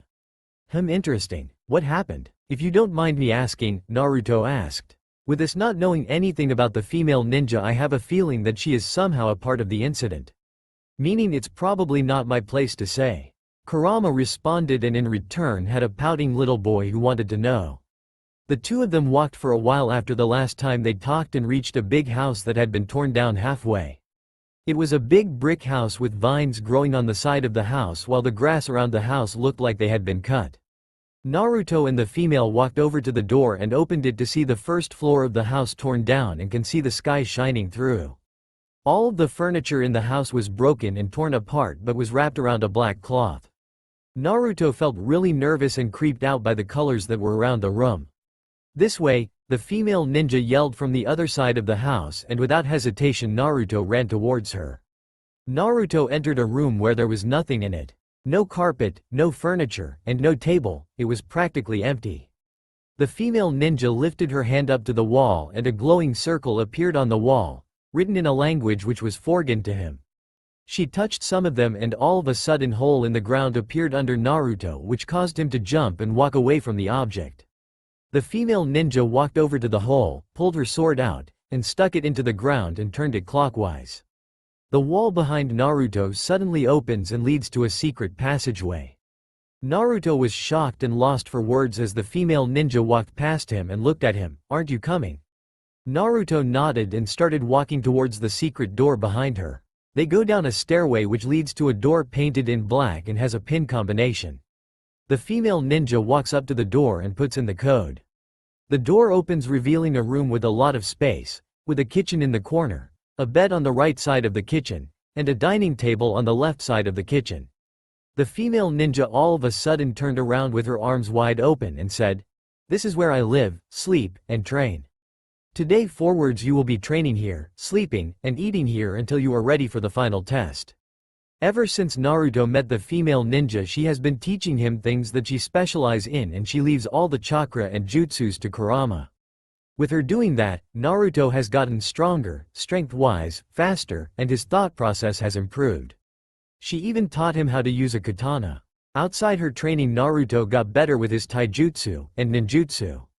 In his free time he would work on his shadow clone and his sword style. Kurama and the female ninja can see the improvement in Naruto's skills from both sides. Kurama is proud of Naruto for not giving up, no matter how hard it is, while the ninja looks like she is sad. Kurama noticed it but kept quiet. Naruto is currently training outside in the woods close to the house. 998. 999.1000. Naruto said as he put his katana into his scabbard and said, "That's enough for today. Kurama, what do you want me to do for your training?" Kurama? Naruto is waiting for Kurama's response to his question. Naruto goes to the mindscape and sees he is asleep. Naruto got an idea and tiptoed towards Kurama's ears and yelled, "Kurama." Kurama jumped and then looked at him with an angry face. "Why did you do that? I was calling you before but you wouldn't answer." Naruto said with his arms crossed. "You have 5 seconds to tell me what you want before I kick you out of here." "I finished my push-ups. What do you want me to do now?" Naruto responded to Kurama quickly. "You can take the rest of the day off." You haven't had a break in a while, so I think it will be best for you to take one. Remember, you're still a kid. Kurama said genuinely. Okay, Naruto responded and started fading away but suddenly stopped. Wait, Kurama, why haven't you come out yet? Is it because you don't want to or you don't want her to see you? Naruto asked. It's both actually. I don't feel like coming out and I don't think it's a good idea for me to come out when she's around, especially when she hasn't told us anything about herself. Why should I let her know more and more about us if she isn't willing to tell us something about her? We've been here for 6 months now and we still don't know her name, Kurama said. What you are trying to say is, until she opens up to us then we will tell her more things about ourselves including meeting you. Naruto said, and in return Kurama nodded. The both of them sat there in silence and all of a sudden Naruto felt something cold on their foreheads. Why does my forehead feel cold? Naruto asked while touching his head. You can feel things outside of your body too, so it's probably that. Kurama suggested that Naruto fade away out of his mindscape to see the female ninja sitting next to him. The female ninja looks up and sees Naruto awake. Oh my gosh. Naruto, are you okay? I found you laying on the ground passed out. I told you you need to relax and take a break here and there. The female ninja said in a rush. Don't worry, I am fine, I just went into my mindscape. Your mindscape? The female ninja questioned. Yay, it's a Jinchuriki, Gen-A-Kuriki, thing. I can go into my mind and I can talk to the 9 tails, Naruto said with a smile on his face. Okay, just be careful next time. I will. With that Naruto got up and left the female ninja in the base by herself. She is sitting there in silence and all of a sudden hears a deep voice, you should tell him now. You never know if he will change his mind and leave. We need someone to pass it down to. I know. I will tell him at the right time. The female ninja said, and the voice fades away while saying, do it before it's too late. Naruto reached outside and looked up at the sky. Today is a beautiful day, isn't it, Kurama? Naruto asked and in return said, yay, you got that right, Naruto. They both stood there for a moment and all of a sudden heard a growl from Naruto's stomach. Looks like someone is hungry. Kurama said and in return got a nod. Naruto looked down from the sky and started walking in the opposite direction from the village he usually goes to. Naruto, where are you going? Kurama asked. I am going to the Leaf Village. Naruto said calmly. Kurama got out of Naruto and stood in front of Naruto. Wow, wow, wow. Did you say you are going to the village where everyone neglects, bullies, and traumatizes you all your life? Not to mention your family. Kurama said with an upset tone. Yeah, what's wrong with that? Naruto asked and walked around Kurama and continued the way he was going. Kurama ran in front of Naruto's way again and said, are you insane? Are you really going back to that village? After everything they have done to you? Did you hit your head too hard when you came into the mindscape 30 minutes ago? Kurama, I am fine, it's just I want to know what they have done while I was gone. How much progress they made, how much did the village increase, and how much happier they are. Naruto said with a sad tone. Kurama can see Naruto trying not to cry for the sake of him. Sit down for a second, Naruto. Kurama said. Naruto sat down in front of Kurama on the nearest log. Look kid, going somewhere where you have been traumatized isn't good for your mental health. The best thing for a person who has experienced trauma is to get away from it. Plus, you've only been banished from the village for how long? A couple of months and you want to go there. I don't think your mentality can handle that and your facial features haven't changed, meaning there is a high chance they will recognize you. Kurama said with a concerning tone. Naruto can tell by Kurama's voice that he isn't okay with the fact he wants to go to a place, nothing more than trauma, and doesn't want him to get more hurt than he already did. Naruto got up and sat next to Kurama and said, don't worry Kurama. I will be using a mask so they won't be able to tell it is me. Kurama sat there quietly and sighed deeply. Fine, but we will need to change your hair color. Kurama said as he went back into Naruto, leaving a smiling boy. Okay, let's go to one of the villages. Naruto got up and walked towards the village they usually go to. Naruto walked through the village gates and was greeted with a hello from so many people from the people as he walked through. Naruto is looking around, looking for a hair salon and soon finds it. Naruto walks into the room, being greeted by the owner of the shop. Hello Naruto. It has been a while. What brought you here? Said happily. Hi Mrs. Chu. I actually came here to get my hair dyed. Naruto said. Really? That's cool. What color do you want your hair to be? The owner asked. Surprise me, Naruto said and received a grin from the owner. Okay, come this way. The owner said and walked off with Naruto following behind her. Mrs. Chu opens the door and lets Naruto walk in first. You just sit tight, sweetie, and I will be back with the hair products. Mrs. Chu said as she walked out of the room, closing the door behind her. I'm starting to regret it, Naruto exclaimed. Don't worry, kid, you will be just fine, Kurama said with a grin. Mrs. Chu came back with a whole crate and 2 other people with her. Okay, Naruto. I got the stuff and the staff members we will need, Mrs. Chu said as she walked over to the chair to put the stuff down. A blonde-headed girl with a caramel skin color, a skirt, a button-up shirt, an apron with the symbol of their village on it and the name of the hair salon on it, and a necklace on walks up to Naruto and bowed. Hello Naruto, my name is Chitakeo, Chitakeu. You can call me Cheta, Cheetah, for short. Nice to meet you, Chitakeo said. A brown-headed guy with caramel skin, black pants, a button-up shirt, and arpan wrapped around his waist with the symbol of their village and the name of the salon walks up to Naruto, stood next to the girl and bowed. And my name is Chatakeo, Chatakeu. You can call me Chata, Chata, for short. It is also a pleasure to meet you, Chatakeo said. It is nice to meet you guys too, Naruto said. Alright Naruto, we have decided what we will do for your hair and it will be fantastic, so just sit back, relax, and let us do our job. The owner said. After 5 hours of them 3 working on Naruto hair, they have finally finished his hair. Okay Naruto, we have finished your hair, what do you think? Chatakeo asked as he put a mirror in front of Naruto's face, revealing a short boy with whiskers on his cheeks with black hair with a strip of orange. Wow, thank you. You look good, Naruto said happily. You're welcome. I used black because, anytime I see you walking over here you are always looking at black clothes, so I thought it would look good. I also added a strip of orange which represents the color you always wear and your favorite color. The owner said happily, leaving a smiling boy who is constantly looking at his hair. Wow, you're a really observative type of person. Chata and Cheta haven't helped with anything. Why are they here? Not trying to be ready or anything, Naruto said. No, it is fine. We are actually here to take you to our clothing area where we will change your clothes and help you find your interest in clothes. This part won't cost you anything, it's just for fun and will be the finishing touches, Chitakeo said happily while Chatakeo grabbed Naruto's arm and pulled towards the clothing area. Naruto looks back at the owner and sees her mouthing, have fun. Chatakeo, Naruto, and Chitakeo entered a room full of clothes.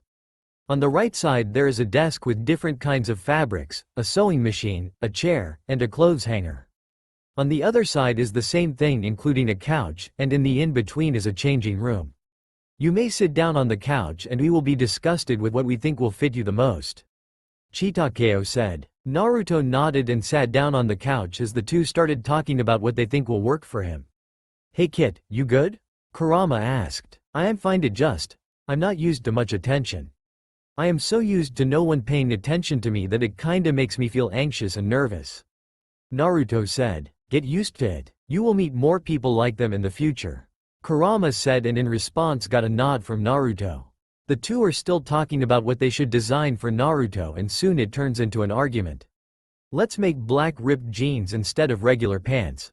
It will fit him so well along with a white t-shirt and a jacket, Chatakeo yelled. No kid should be wearing some ripped pants.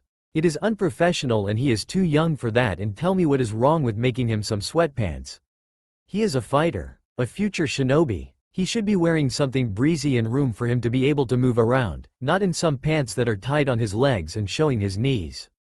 Also the pants that cover your legs will reduce any damage to the legs, Chitakeo yelled back. Chatakeo turned his direction towards Naruto and asked him, Naruto, which one do you prefer, ripped jeans or sweatpants?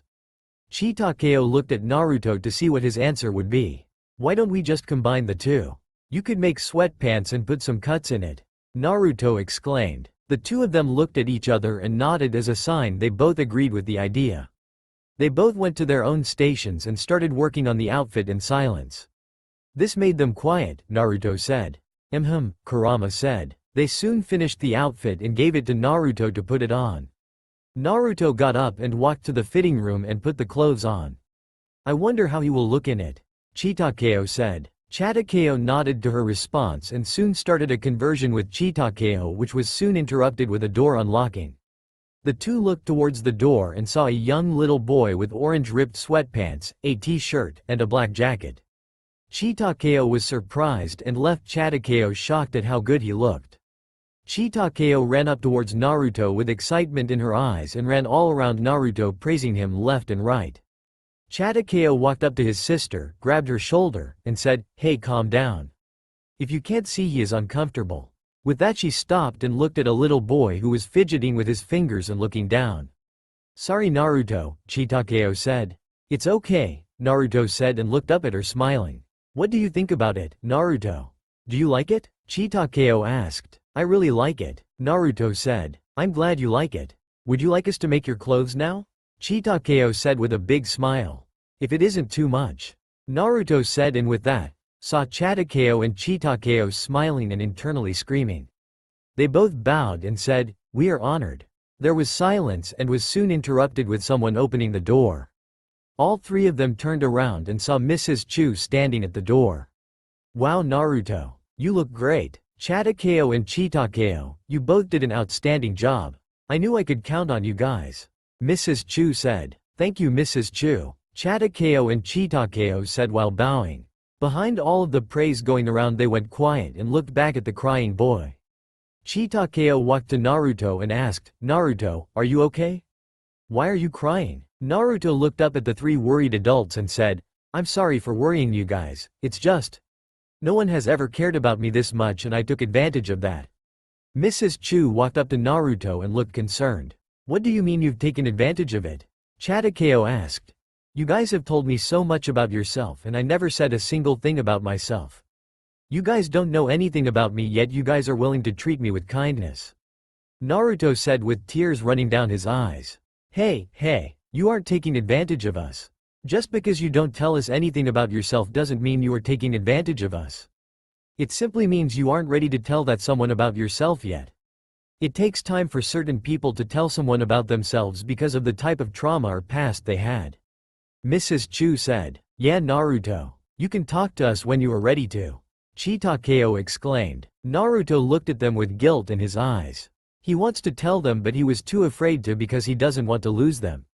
He already lost his family and the whole Leaf Village, he doesn't want to lose them too but he wants to. "Hey Kit, I can tell you what to tell them about me. Would you like me to tell them instead?" Kurama asked. Naruto just simply nodded and he suddenly changed from blue to red. The other three were startled and scared. "Don't worry, I won't hurt you guys," Kurama said. "Who are you? And don't you dare say you're Naruto because we know you aren't," Chitakeo yelled while standing in front of Mrs. Chu and Chitakeo. "Let me introduce myself, my name is Kurama and I am the nine-tailed fox." "What are you doing here?" Chitakeo yelled while standing in front of Mrs. Chu and Chitako. "Don't worry, I won't hurt you. Naruto is feeling bad for hiding something and you guys told him he could tell you guys when he is ready. He is ready to tell you and I am what he wanted to tell you guys about. He is a Jinchuriki and holds the 9 tails which is me. If you guys don't feel comfortable around us, we can leave and never come here again," Kurama said. Chitakeo is standing there in a defensive position, Chitakeo is nervous, and Mrs. Chu is just standing there and looking at Kurama. She pushed down Chitakeo's arm and walked through. "Mrs. Chu, what are you doing? Don't get close to him," Chitakeo said. Mrs. Chu ignored him and continued walking closer and closer to Kurama and took a knee in front of him. "Nine tails, can you please let me see Naruto?" Mrs. Chu asked, and with that Naruto's eyes turned from red to blue. Naruto now has possession over his body and is still nervous and his eyes start tearing up because he is afraid that they were going to treat him the same way his village did. Mrs. Chu put her hand up to Naruto's face and pulled his head up so she was looking at his eyes. "They won't hurt us," Mrs. Chu said. "What do you mean they won't hurt us?" Chitakeo asked. "I can see the terror, pain, and suffering in Naruto's eyes and I can see protectiveness in Kurama's." "They won't hurt us," Mrs. Chu explained. "Fine, I will take your word for it Mrs. Chu, but if they hurt my sister I won't hesitate to kill them," Chitakeo said and Chitakeo nodded. Naruto is still looking at Mrs. Chu with a scary look in his eyes. He is afraid that they wouldn't like and hurt him in any way, but they said they'd trust him to take so much weight off of his chest. Out of nowhere, Naruto started crying. Chitakeo and Mrs. Chu hugged him after he started crying. Chitakeo slowly walked up to them and joined the group hug. After a couple minutes they broke the hug. Naruto looked up at them with red puffy eyes and asked, "Why did you guys accept me just like that? I thought you guys would have hated me like the others did. I thought you wouldn't want anything to do with me either," Naruto whimpered. "Naruto, just because you have a tailed beast inside of you doesn't make you a bad person. Yes, some of them are known for manipulating their host, but I could tell when the nine-tailed beast was talking he sounded sincere, kind, and worried in his voice as he spoke. That's all I need for me to know whether or not I will trust you," Mrs. Chu said and left Naruto in disbelief. Chitakeo put his hand on her shoulder and said, "She isn't called Wise Chu for nothing." With that, Mrs. Chu chuckled at the statement he made. "Naruto, what did you mean by hated me like the others did, and not wanting to do anything with you either?" Chitakeo asked. They all look at Chitakeo and then back at Naruto. Naruto stayed silent as a sign it is a subject he doesn't want to speak upon. A lot of things have been shared today, so we should get back on this topic again, on another day, Mrs. Chu said. With that, the two siblings dropped the subject and Naruto exhaled as he felt relaxed again and mouthed, "Thank you, Mrs. Chu," and she mouthed, "You're welcome," to Naruto. The four of them walked to the gate to the village. "Welp, it's time for me to leave," Naruto exclaimed. The other three nodded and said, "Don't forget to come back later on to pick up the other clothes we made for you." Naruto nodded and said, "Okay." Naruto walked through the village gates while waving goodbye to them. "Now that we have a disguise, we can go to the Leaf Village," Naruto exclaimed. Naruto walked for hours and soon reached the hidden leaf. Naruto looked at the gate with his hands shaking and sweating. Naruto wasn't sure whether or not his disguise would work. He is afraid they will know it is him and will get killed. Kurama could tell he was nervous, so he told him, "You don't have to go." Naruto stayed silent and soon took steps continuously until he was on the other side of the gate. Naruto looked side to side, up and down to see no one preparing to attack him. Naruto exhaled all of the stress he held and continued walking. Naruto looks around the place, sees new buildings, more land being used, and sees many families happy together. As Naruto walked through the village he got more sad knowing how everyone is enjoying their lives without him around. Kurama on the other hand starts getting more hot-headed by the second. Kurama was upset with the fact everyone outcasted a little boy just for them to be happy and acted like nothing happened. All Kurama could think of is to terminate each and one of them. Kurama wants all of them to be dead and Naruto could feel his aura spreading like a wildfire. All of the negative feelings rush through his veins, making him want to take control of Naruto and cause a massacre. Kurama wanted to respect his wishes and eventually settled down. Naruto relaxed as soon as his aura went down and came up with a great idea. Naruto all of a sudden starts running at full speed. "Naruto, where are you going in such a hurry?" Kurama asked. "I want to visit someone before we get some ramen," Naruto exclaimed. Naruto kept running until they had finally reached their destination, the school. Naruto walked into the school building to see the hallways empty. "I guess class is still in session," Naruto said. "I guess so," Kurama said. As soon Kurama said that the bell rang and a lot of kids ran out of the doors. All of the kids run towards the playground and start playing. Some were playing on the swings, monkey bars, slide, and some were associating. Naruto sees them laughing, playing, and talking to each other in a nice way. Naruto was always treated as an outcast and never had any friends. Seeing the kids bond makes Naruto cry. Not because he never had that, but because he is happy none of them are being tormented like he was when he was their age. Naruto wiped the tears away and continued walking to the classroom where all of them came from. Naruto looked into the room to see Iruka-sensei sitting there with his head on the desk and said, "Gosh, why are they so hard-headed? You've dealt with my classmates and still can't handle them? I'm surprised you're still even here." Iruka-sensei shot his head up, recognizing his voice. Iruka turned his head and looked up at the door to see a black-haired boy. "What do you mean, with my classmates? Do I know you?" Iruka asked. "Yes, in fact you do. Maybe this will bring back some memories," Naruto said. With that, Kurama came out of the mindscape and appeared on top of his head saying, "Hey Iruka, it's been a while." Iruka-sensei was lost for words.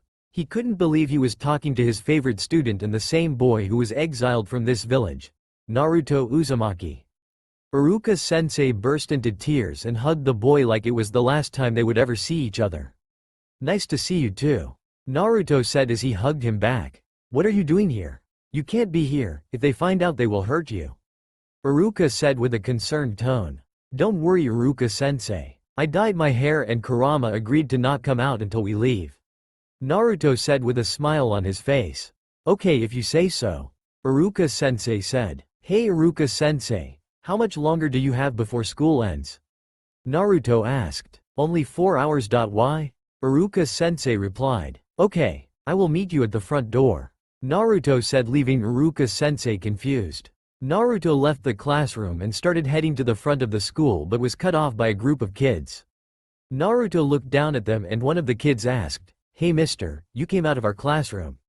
Do you know our teacher?" Naruto bent down to their level and said, "Yeah, I do know him. He used to be my teacher 2 years ago. Isn't that the same time when the old Konohas were being taught?" One of the kids asked. The other kids started agreeing to what the kid said. "Yes, that is the same time when they were Konohas," Naruto said. All of the kids awed except one kid who said, "If you were with them then that means you graduated and became a genin and you should have a headband but you don't have one on. Why don't you have one?" "I don't have one because I had to move," Naruto said. The kids awed again and were about to ask him more questions when they suddenly interrupted with the sound of the bell ringing. "It looks like it's time for you guys to head back to class," Naruto said. The kids whined and started heading to the classroom. One of the kids stopped and turned towards Naruto and asked, "Hey, why don't you come with us? Even though you technically did graduate, why don't you come with us to class?" The other kids start agreeing with him and hoping Naruto said yes. Naruto sighed and nodded his head, leaving the kids happy, and led him to the classroom. Iruka-sensei looked up and told the kids to sit down in their seats while looking at Naruto and said, "What are you doing here again? I thought you said you were going to wait for me at the front." "I was planning to but they want me to come in here and assist you," Naruto replied. Iruka-sensei smiled and said, "What are you waiting for? Grab the papers and pass them around, please." Naruto smiled and grabbed the stack of paper and passed them around to the kids. Iruka-sensei started the lesson while he sat in the corner. Throughout the lesson, Naruto bonds with the kids there. He helped them, told them different stories, and helped Iruka-sensei teach the lesson. It is now the end of the lesson and the bell rings. All of the kids rushed through the door and exited the school, leaving Naruto and Iruka-sensei alone. "Are you ready to grab some ramen?" Naruto asked. Iruka nodded and left the classroom. They were walking in silence, not knowing what to talk about. It has been a long time since they have come in contact with each other. Iruka-sensei was happy to see Naruto again but didn't know how to talk to him because he doesn't know much about Naruto like he did before. Before he was a shy, quiet kid and now he looks so much stronger than before. He really wants to see how much he has improved and much stronger he has gotten. They reached Ichiraku Ramen and walked up to the front where Tchui is at. "Hello Iruka, I see you brought a friend with you. What's his name?" Tchui asked. "I'm surprised you don't recognize him. He would always walk around the village," Iruka-sensei said. Tchui is looking at Iruka and back at Naruto. "I'm sorry Iruka but I don't think I have ever seen him before." "You know I am getting old," Tchui said. "True, this kid is Nahama. My name is Nahama," Naruto said in a hurry and interrupted Iruka-sensei. "Nahama? I haven't seen someone named Nahama around here," Tchui said. "I don't come here a lot, I only came here once." "This is my second time coming here," Naruto said. "Oh okay, what can I get for you too?" Tchui asked. "I would like a chashu miso ramen, please," Iruka said. "Make that too," Naruto said. Tchui nodded his head and headed to the kitchen, leaving Naruto and Iruka alone. Naruto and Iruka sat down at an open seat, waiting for their food. "Naruto, why didn't you want me to tell him your name?" Iruka asked. Naruto looked up and replied, "I am banned from this village, meaning I am not supposed to be here. Plus, we didn't quite get along together in the past." Iruka lifted one eyebrow up. "What do you mean you guys didn't get along? He is the nicest person in this whole village. Probably the only one. Don't tell me I hurt you just like the villagers did. Kinda like that but different. Naruto replied. What do you mean? Iruka said. When I was younger, one day I went here to get some noodles when I finally got enough money to pay. I arrived here and Hokage Minato was talking to Tachui. He told him anytime I come here he isn't allowed to make me any food, with or without money. And he threatened that he would banish him and his family from the village if he didn't do what I told him to do. Naruto said. He really did that? Iruka asked and received a head nod from Naruto as a sign of agreeing to his accusation and said, if you had told him I was Naruto not only he wouldn't give me food but he would probably have told the Hokage I'm here. He is starting to get on my nerves. Iruka said. Naruto hummed and looked up to see Tachui holding their food. Iruka and Naruto moved back so he could put the food down on their table. Enjoy your food, Tachui said and left the two alone. Naruto and Iruka thanked for the food and started eating. The two ate their food while talking to each other, catching up with each other. Naruto, you should be careful around the lady you are living with.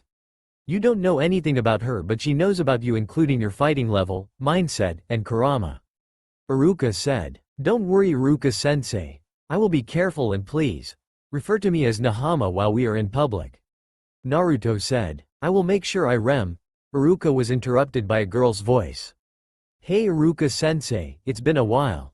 Naruto looked up from his food and saw someone he wished he didn't see during his visit. Sakura, Ino, Kiba, Neji, Hinata, Choji, Shikamaru, Naruko, Menma, Sasuke, and Kyumi. What are you guys doing here? We came here to have some lunch, Neji said. Sasuke looked over to the left to see a mysterious black-haired boy with orange stripes. Hey Iruka-sensei, who's this? Sasuke asked. Naruto felt a lump in his throat, his hands started getting sweaty, and he started getting anxious. Naruto was hoping they didn't notice him but it seems like it wasn't in his favor. This is Nahama, my friend's son. He came to visit today to come meet me and show him around the place. He hasn't been here since he was only 3 years old, Iruka-sensei said. That's cool, Sakura said as she approached Naruto. Hey Nahama, my name is Sakura.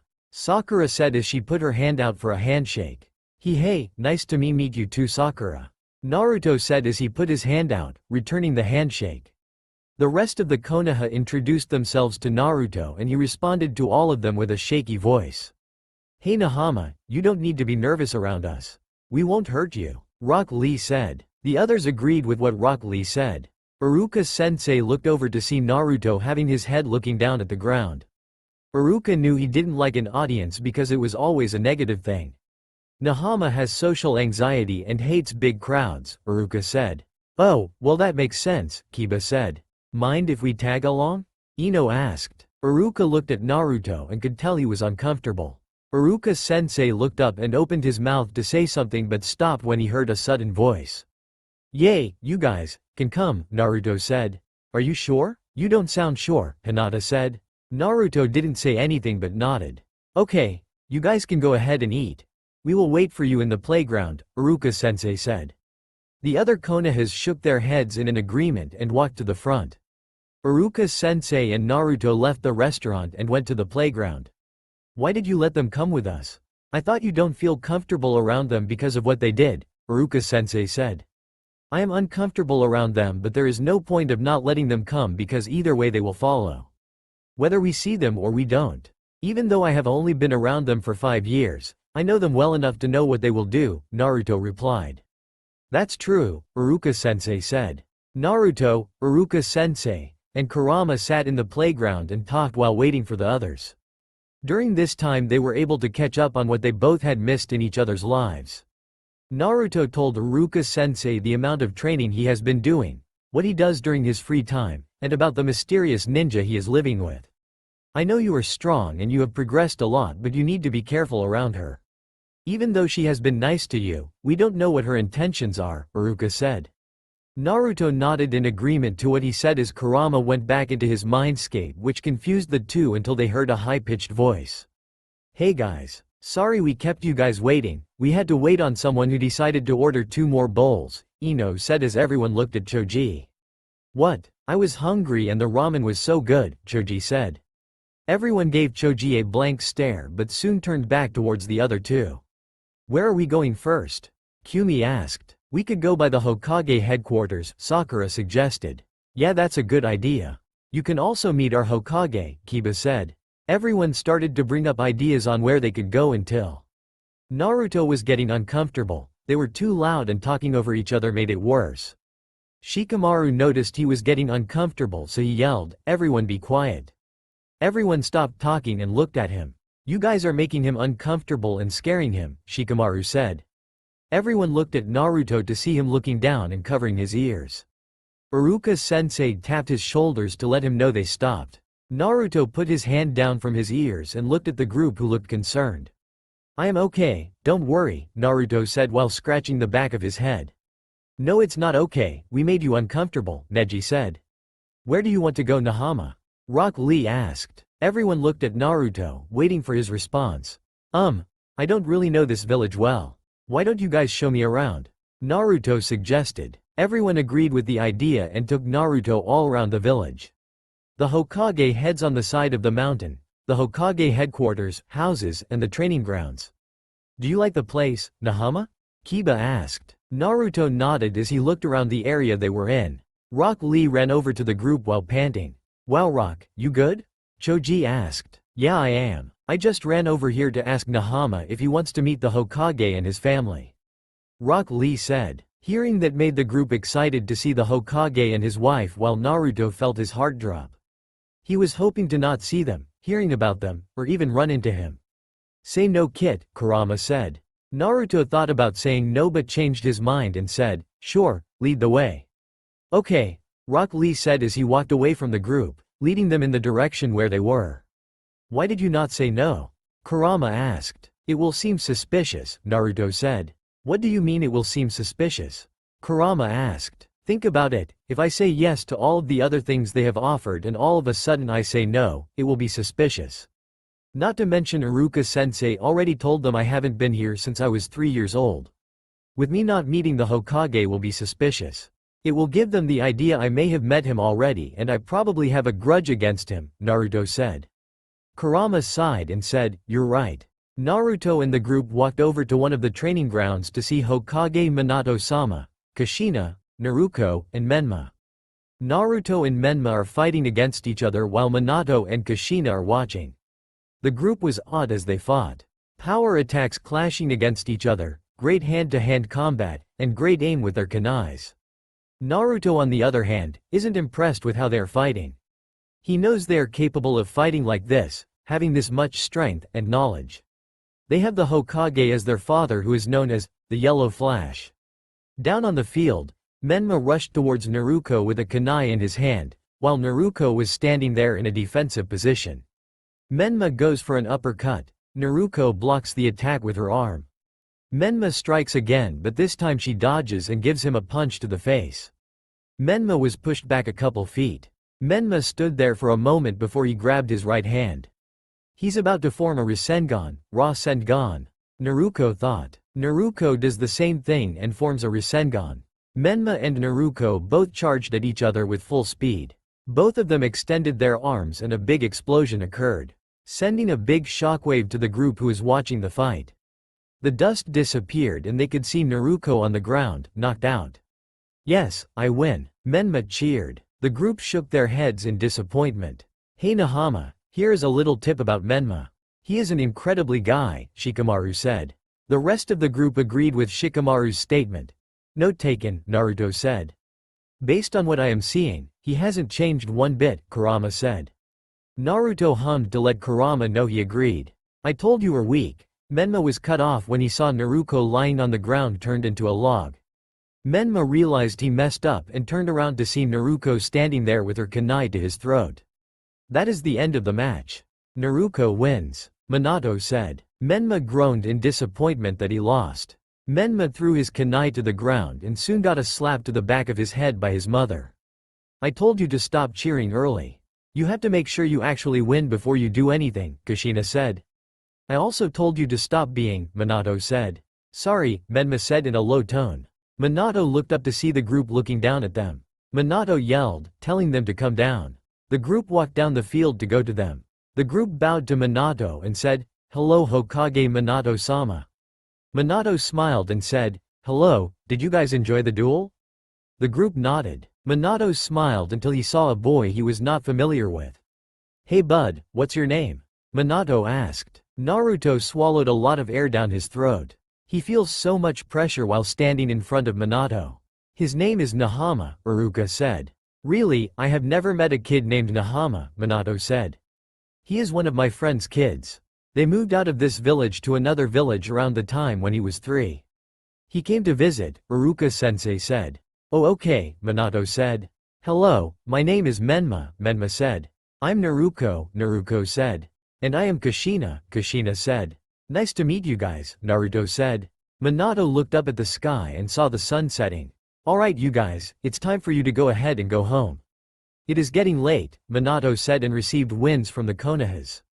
The Konohas left the group, saying their goodbyes and left Naruto, Minato, Kushina, Naruko, Menma, and Iruka by themselves. "Well, it is time for us to go to Nahama," Iruka said. Naruto nodded and started walking with Iruka when he heard Minato saying something to him. "Hey Nahama, why don't we talk tomorrow? Or do you have to head home?" Minato asked. Iruka looked down at Naruto and gave him the go. "Sure thing, he will be staying the night at my house," Iruka said.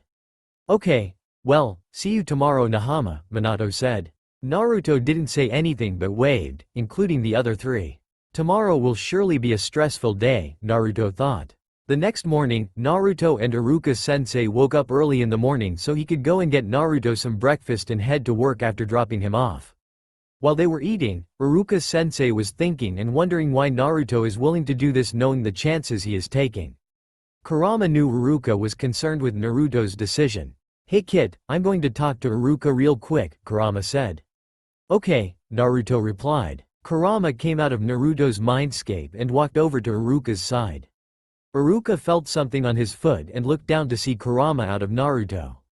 "What is it?" Iruka whispered. "Let's go outside in the alley to talk," Kurama whispered. Iruka nodded his head, got up, and walked with Kurama outside of the restaurant.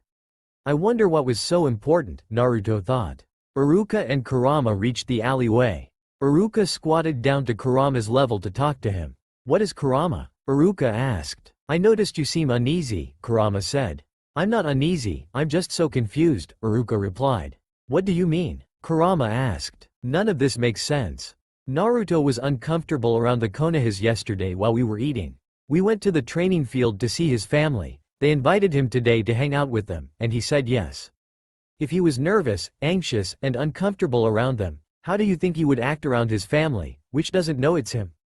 He is already not supposed to be here, so why is he even getting close to the people who banished him and neglected?" Iruka said while walking back and forth. "I had the same mindset as you before but I trust him," Kurama said. "What do you mean he got this?" Iruka asked. "Me and Naruto have been together for how long now? 6 almost 7 years now? If you want to talk to someone who knows him the best, it will be me. I know Naruto like how many tails I have. He isn't the type of person to do something for no reason," Kurama said. "What you are trying to say is, he has something planned?" Iruka asked. "Or trying to figure out some information that his family knows that they kept away from him," Kurama said. Iruka sighed in frustration. He wants to stop Naruto from doing what he was planning to do, but knowing him he won't stop. "There is no point in trying to stop him, is there?" Iruka asked. "I'm afraid not," Kurama replied. "We should go inside now. Naruto is probably wondering where we are," Iruka said as he headed back inside. "I can tell you really care for him," Kurama said. Iruka stopped walking and looked back at Kurama. I care about him so much," Iruka said. "You want to know something? Naruto sees you as his father," Kurama said. Iruka was shocked at what Kurama just said to him. "Me, as his father?" Iruka thought. Even though he never experienced having a father, he knows one when he sees one. "And I would like to thank you for that. Watching over him, caring for him, and looking after him as if he is your own," Kurama said. "You're welcome," Iruka replied. "Okay, we really have to go now. It has been 30 minutes now," Iruka said as he looked at his watch on his wrist.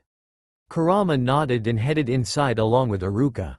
Iruka and Kurama walked in to see Naruto standing at the front. "Sorry for keeping you waiting," Iruka said as he chuckled. "Why aren't you inside, Naruto?" Kurama asked. "The Konohas walked in a couple minutes ago.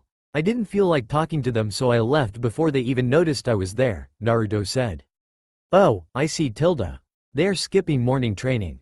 I will have a talk with them later, but for now, let's get you there, Iruka said. Kurama and Naruto nodded their heads and headed over to the spot. Halfway through the walk Kurama was in the mindscape because he doesn't want to give people hits that it's Naruto.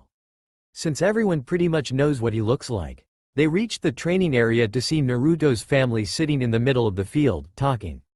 Iruka yelled to get their attention and they waved to tell them they could come down. They reached the bottom of the hill and made it over to the family. Thanks for letting us hang out with Nahama, Minato said. It is no problem. Now if you excuse me, I need to yell at some kids for skipping morning training. Nahama, behave, Iruka said as he walked off. Kurama chuckled and said, he sure acts like a father too. Well Naruto, we are excited to have you with us, Minato said. Same for you too, Naruto stuttered. If I am going to do this right, I have to continue acting, Naruto thought. You don't need to be nervous around us, Naruko said jollily as she put her hand on Naruto's shoulder. Naruto flinched once she touched his shoulder. The other noticed him flinching and was concerned. Hey Naruko, why don't we refrain from having any physical contact with him, alright? Minato said. Naruko was confused but obliged to what he said. You don't need to be nervous around us, Kushina said. Okay, Naruto replied. What should we do first? Minato asked. Let's get ice cream, Menma suggested. We can get ice cream if Nahama is up to it, Minato said and everyone looked at Naruto's direction to see his answer. I don't see why and not, Naruto said. The two cheered and headed over to the ice cream shop. Naruto and the family made it to the ice cream shop. Menma and Naruko ran to the front to order. Hello, which flavor would you like? The ice cream man asked. I would like to have chocolate, me too, Menma and Naruko said with a smile. Okay, 2 chocolate ice creams coming right up. What would you like to have, young man? He asked. Naruto looked so confused and Minato noticed. He would like to get vanilla, Minato said. The ice cream man nodded and walked over to the back to get their ice cream. They sat down at an empty table. Nahama, I noticed you looked confused when he asked you what flavored ice cream you wanted. What was that about? Menma asked. Menma, Kushina said. What? I am curious and I know for a fact you guys are curious too. No one was going to ask, better yet talk, so someone had to say something, Menma said. He is the right mom, Naruko said. Naruto could tell Kushina was disappointed to ask such a question. It's okay miss. I can tell why you guys if you want, Naruto said. That's only if you're okay with it, Kushina said. Okay. We with me moving at a young age, I never had many things be because they have always kept it away from me. They have always favored their first to be born. With them favoriting them, I never got the same things they have gotten. I have never ate ice cream before, eating ramen, had friends, or love from either my siblings or parents. It made me feel like an outcast.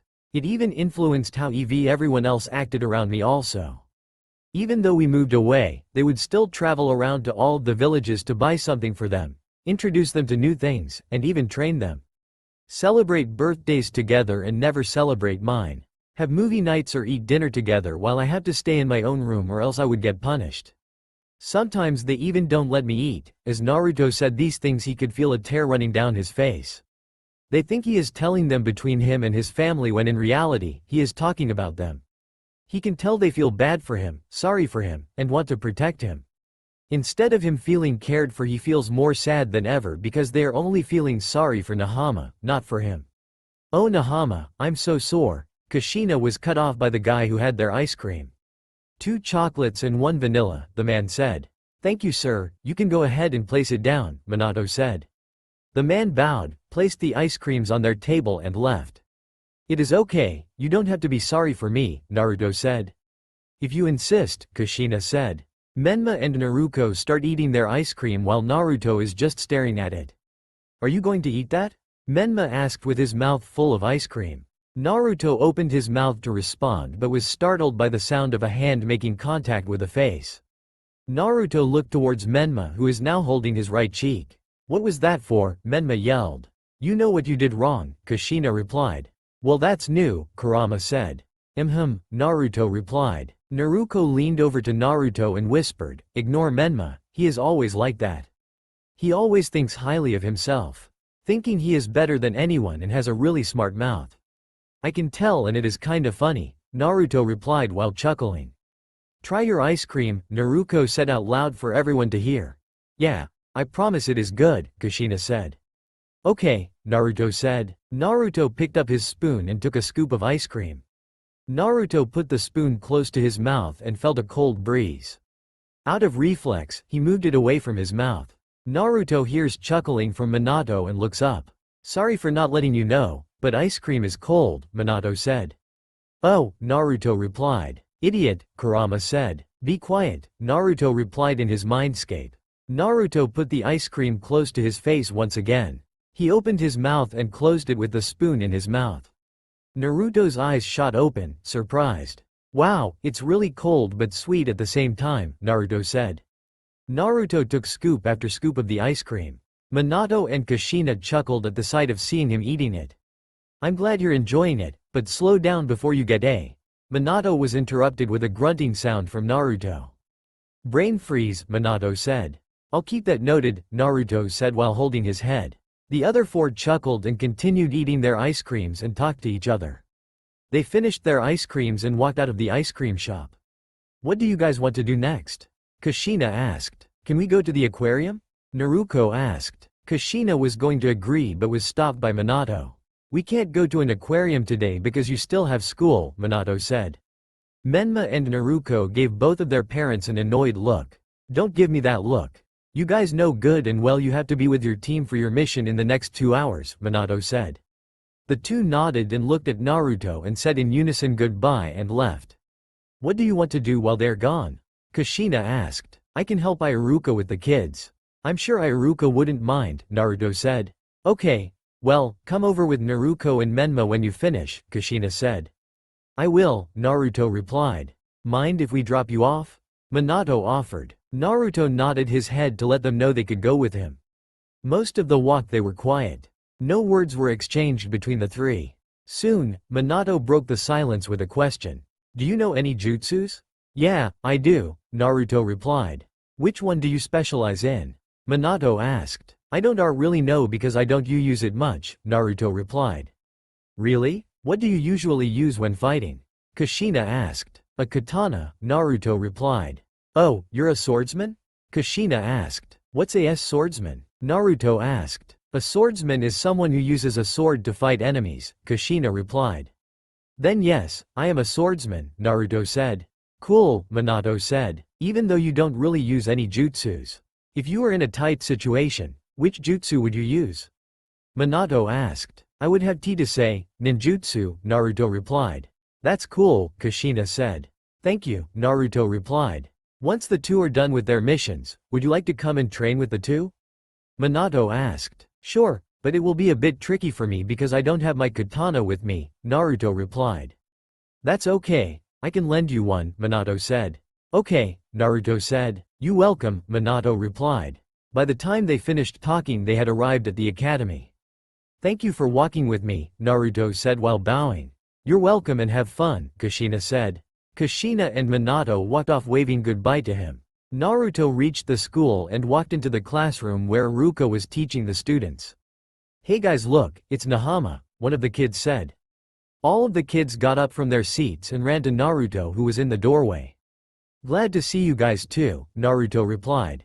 Are you going to stay and help around like last time? A little girl asked. I can if it is okay for your teacher, Naruto replied. All of the kids looked at Iruka-sensei with puppy eyes, hoping he will say yes. Iruka-sensei looked at the children and sighed. Yes, he can stay here and help if you guys go to your seats, Iruka-sensei said. With no hesitation, all of the kids ran to their seats and sat quietly. Well, that was fast, Iruka said while Naruto was chuckling. Let's continue with the lesson, Iruka said. Iruka continued with the lesson he was going on before Naruto came into the room. Alright everyone, you guys are going to work on this packet until recess. Which is in the next hour, Iruka said as he gave the stack of papers to Naruto to hand out. Naruto walked around and handed packets to each of the students.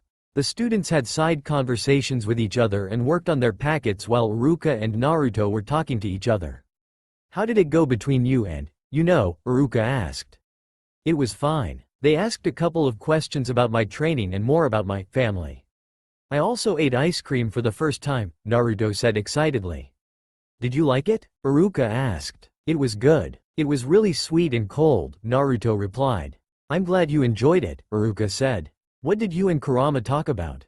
Naruto asked. Oh, me and Kurama were talking about the dumb decision you made and how you could possibly looking for something, Iruka said. Wow, you didn't even try to sugarcoat it or anything, Naruto said. Iruka chuckled and said, nope. Well, I noticed something while we were with the Konohas yesterday. They were acting strange, Naruto said. What do you mean? Iruka asked. Yesterday, when we were walking around the village, the Konohas were whispering behind me. I couldn't fully comprehend everything they were saying, but I could comprehend some of the words they said, Naruto said. What did they say? Iruka asked. It was something. Why'd I hold a grudge against him? Naruto said. That's weird, and you didn't show nor gave them any signs that you're Naruto? Iruka asked. Nope, Naruto replied. That's weird, Iruka said. Yeah, it is. That's why I am investigating. I am trying to see whether or not Minato or Kushina feels that way too, Naruto said. You know you are playing a dangerous game, Iruka said. I know, Naruto replied. The bell rang, letting the students know it is time for recess. All of the kids stood up and ran out of the room except two girls. The two girls walked up to Naruto and asked, can you come outside to play with us or even teach us some moves? Sure, why not, Naruto replied smiling. The girls walked outside of the room waiting for him to follow. We will finish this conversation another time, Iruka said. Naruto nodded and walked behind the girls, who were leading him to the playground. Naruto and the two little girls walked outside to be greeted with a bunch of little kids.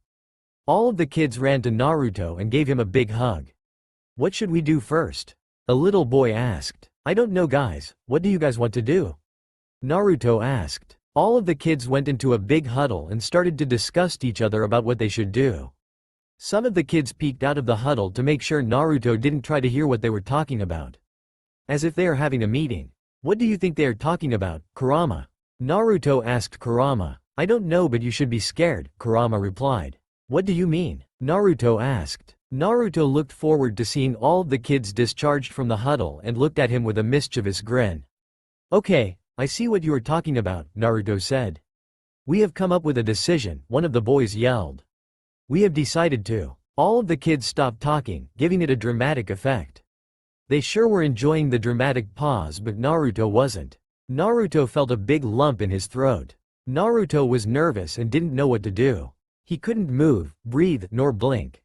He feels like he will die if he moves a single muscle. Play hide and seek.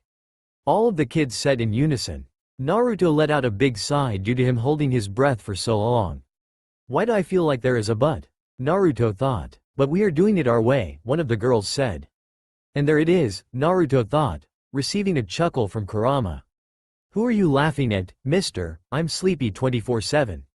Naruto said annoyed. I am laughing at a boy who is about to get his butt whooped by a group of kids, Kurama replied with a grin. Naruto made an annoyed sound, loud enough for the kids to hear. You don't have to play if you don't want to, a little girl said while holding onto his shirt.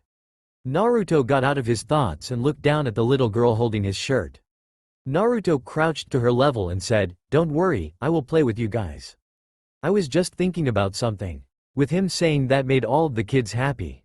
Let's go to our secret place. One of the kids shouted. All of the kids agreed with him and led Naruto to the secret place. They reached the secret place, and it turned out to be a big area with a bunch of trees, space, and a lake. Similar to where he trains. Alright Nahama, this is how we play it. There will be one hider while everyone else seeks. If you have been found, you have to run away from all of the seekers and try not to get tapped, one of the girls explained. Okay, this doesn't seem too bad, Naruto thought. There is a catch though, one of the boys said. I was mistaken, Naruto thought. The seekers are allowed to use their ability in order to get the hider, the boy said. But the hider can't use their abilities. The farthest you can use is shadow clones. That's it, one of the little girls said. Okay, who is going to be the hider? Naruto asked. None of the kids said anything but looked at him. I'm the hider, aren't I? Naruto asked. All of the kids nodded their heads in response to the question. Naruto let out a sigh and agreed to the game, leaving the kids with a happy smile. This is going to be interesting, Kurama thought. The kids start counting and Naruto is finding a hiding spot. Naruto is looking for a good spot but none of them are good enough. Hey kid, you just left a good spot, why? Kurama asked. The kids call this area their secret place. There's a chance that they know this area like the back of their hands.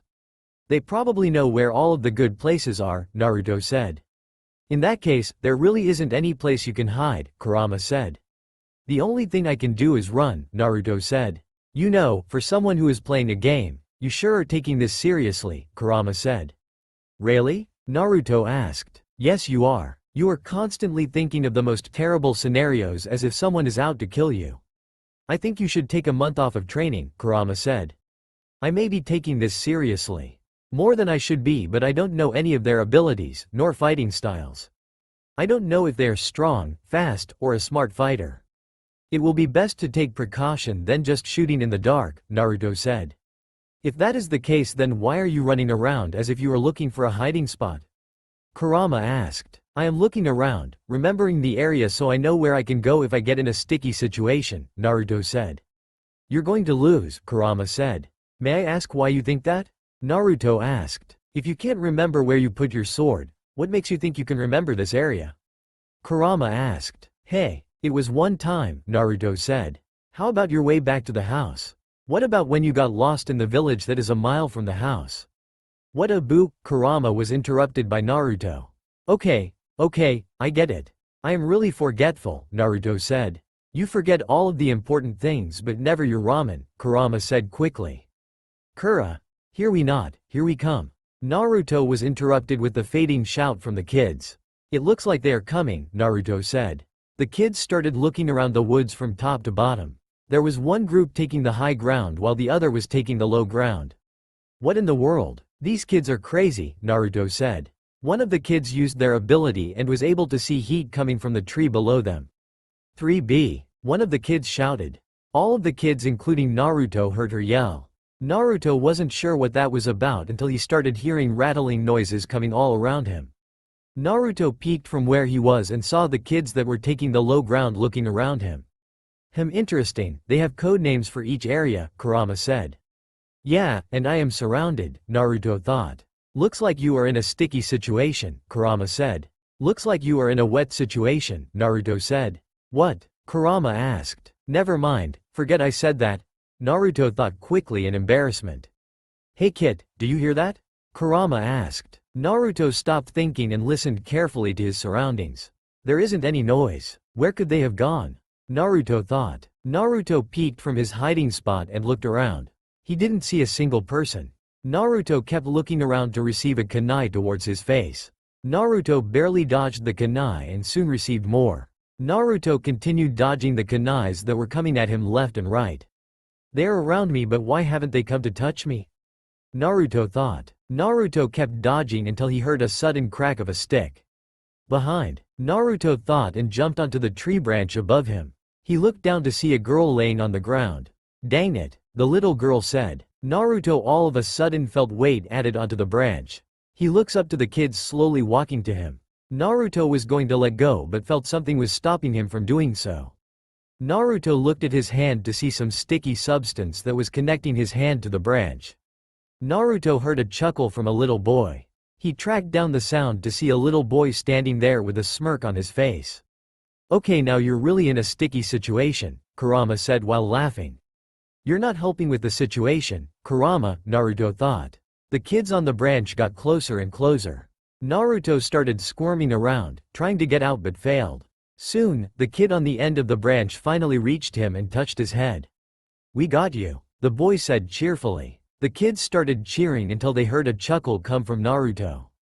They draw their attention to Naruto. Are you sure about that? Naruto said. Next thing you know, Naruto poofed into a puff of smoke, leaving the kids in shock. It was a shadow clone, one of the girls exclaimed. All of the kids started looking around but not behind them. Naruto chickened to himself and ran off. That was a close one, Naruto said. Sure was, Kurama replied. Naruto kept running and saw a puddle up ahead. By the time Naruto reached the puddle, a hand came out of it. Shoot, Naruto thought. Naruto stopped and ran the other way. Naruto smelled something burning coming close to him. Naruto, behind, Kurama yelled. Naruto jumped and landed on a branch. Naruto looked down to see a fireball going past him. Naruto turned around to see three girls looking at Naruto. "We found you," one of the girls said. Naruto started jumping from tree to tree while being chased by the three girls. "They are fast," Naruto thought. Naruto kept going until something came from both sides. He looked to see two of the girls next to him. He looked back to see the same girl who shot a fireball towards him behind him. "They split it up," Kurama said. "I wonder what they are up to," Naruto thought. They had been jumping from tree to tree for a good minute. Naruto isn't getting tired, but he could tell the three girls are. "Looks like they are getting tired," Naruto thought. Naruto soon saw a couple of shadows above him. He looked up to see some kids flying in the air. "Since when can shinobis fly?"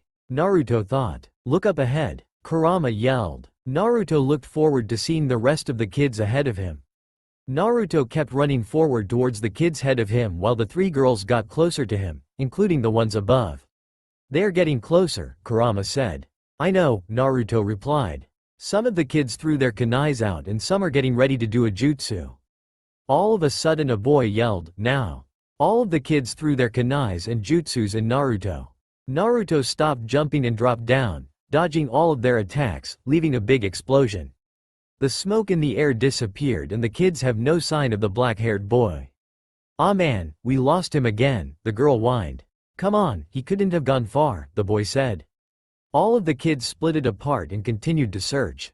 Once all of the kids left the area, Naruto popped out of the hole in the log, on the ground. "I told you looking around would come in handy," Naruto said. "I am impressed. You remembered the spot," Kurama said. Naruto growled in annoyance. "Hey, don't growl at me and keep moving. If they found you before, they will find you again soon," Kurama said. Naruto got out of the log and ran. Naruto is running through the woods, hiding anytime he sees any of the kids. Soon he was able to find a good hiding spot, temporarily. "We can't hide here much longer," Kurama said. "I know that, I'm just catching my breath and thinking back on the information we have so far," Naruto replied. "Alright, let's recalibrate on what we have real quick," Kurama suggested. Naruto nodded in agreement and began to speak. "For the flying group, it seems like one of them can levitate others," Naruto said. "But we don't know if they could be controlling them on the ground or above along with them," Kurama said. "Exactly, the only way we will be able to know is if we find one of the groups constantly following the group above. If we don't see them, then we know for sure it's one of the kids with them," Naruto said. "Okay, next one," Kurama said. "We have an Uchiha in our hands," Naruto said. "Is it because of the fireball?" Kurama asked. "Yeah," Naruto replied. "What about Senju? They can also use fireball jutsu," Kurama suggested.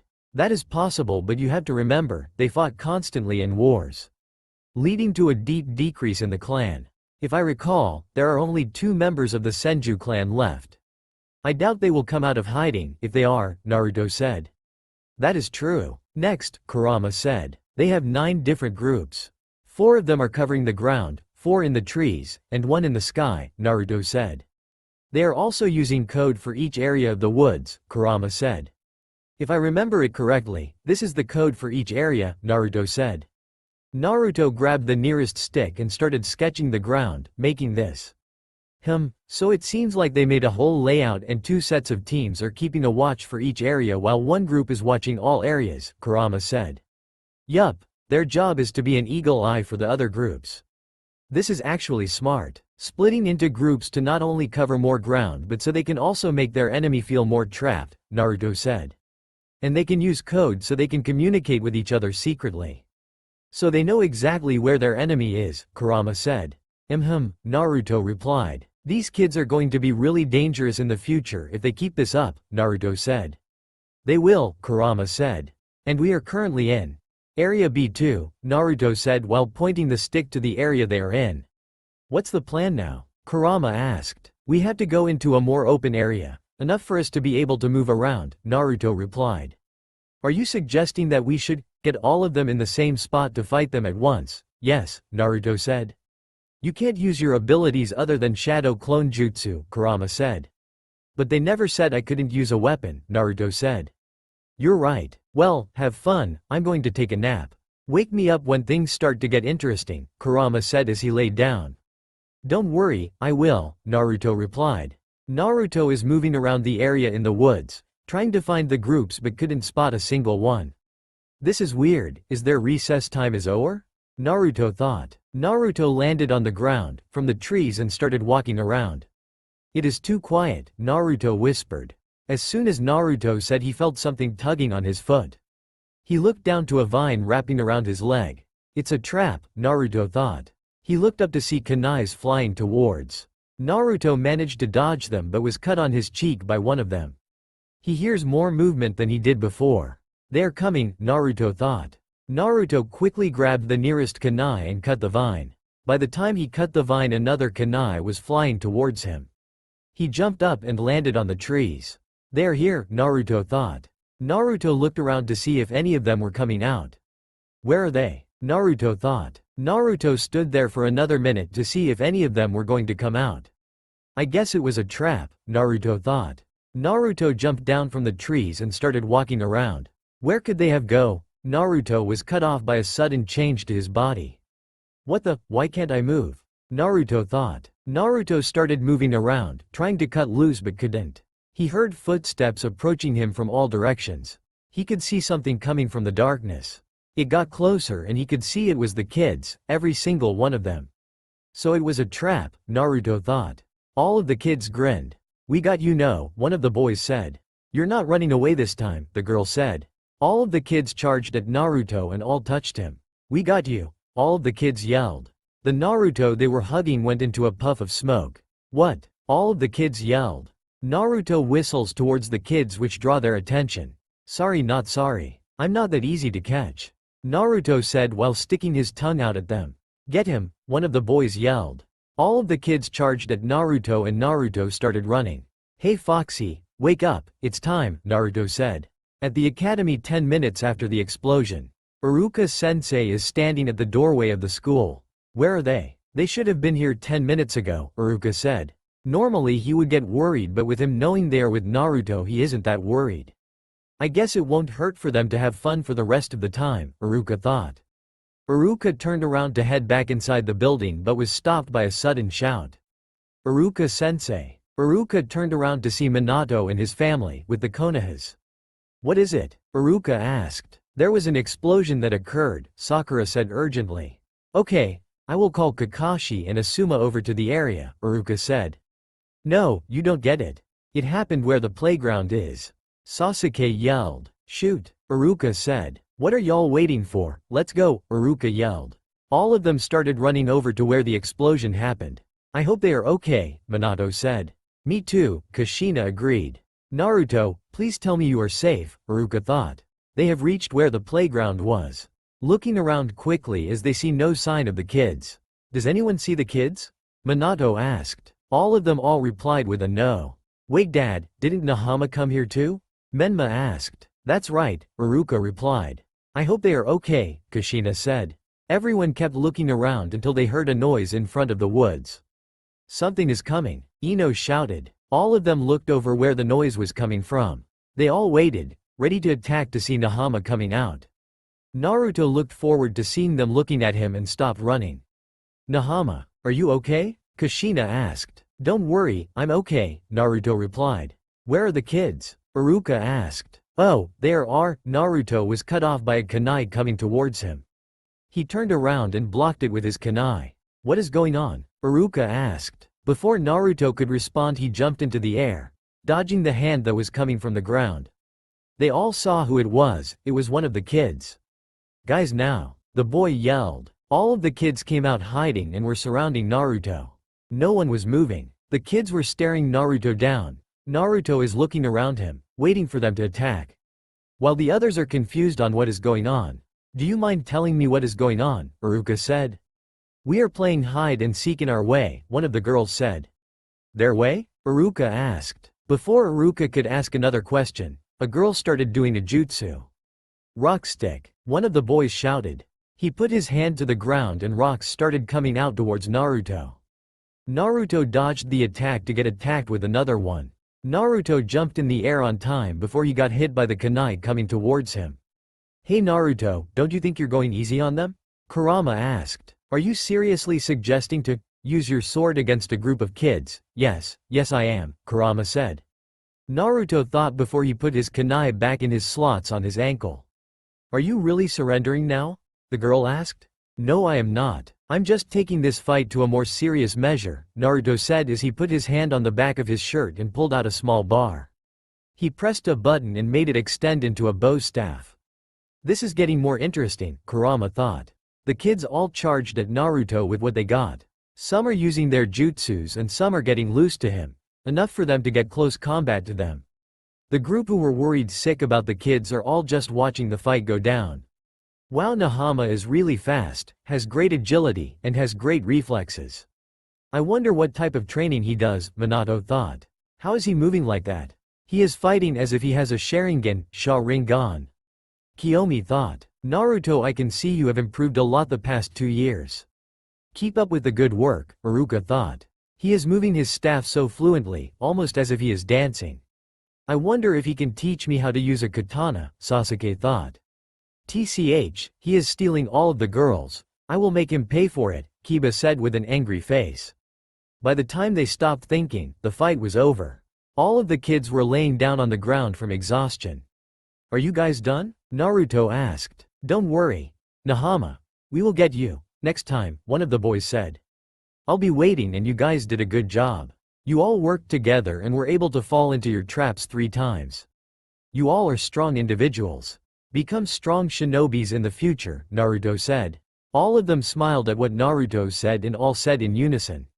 Believe it. Let's get you guys back to the academy, Ituka said. All of the kids whined but got up and headed to the academy.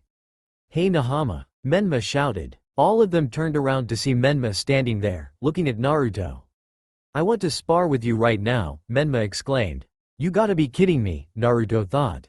Okay, now it is getting really interesting, Kurama said eagerly. Everyone is standing there with dumbfounded faces. Are you serious, man? Sasuke asked. Yeah man, are you really asking him to spar with you? We barely even know the guy and you already want to fight, Choji said. Choji said as he ate a piece of chips. Come on man, don't you have a mission in 2 hours from now?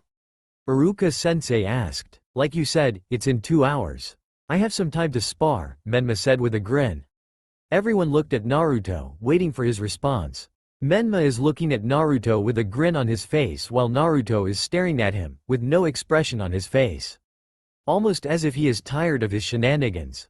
You're really considering fighting him? Kiba asked. Naruto is standing there not responding to neither Menma's nor Kiba's question. Are you going to fight, Naruto? Kurama asked. Sure, I'll fight, Naruto said out loud for everyone to hear. Great, let's go, Menma said. Menma turned around and walked to the middle of the field along with Naruto and Minato. This is really happening. I hope you will be okay. Kushina was interrupted with a sudden pain in her chest. It felt like she had been stabbed in the heart by a dagger and was burned with fire.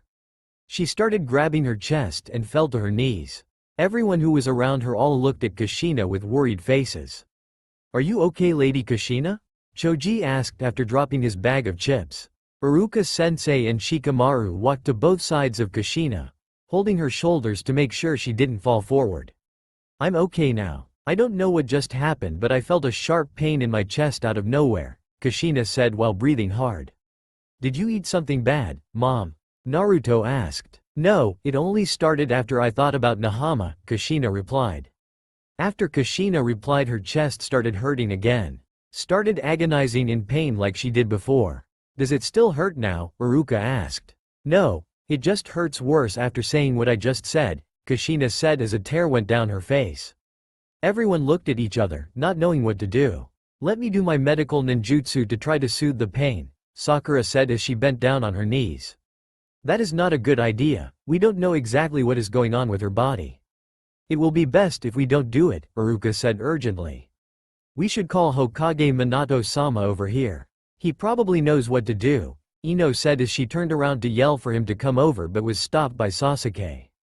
Wait Ino. Lady Kushina, you said it started as soon as you thought about Nahama, correct? Sasuke asked. Kushina didn't reply but simply nodded. Okay, stop thinking about him. Think about something else, Sasuke said. Kushina closed her eyes and thought about something else.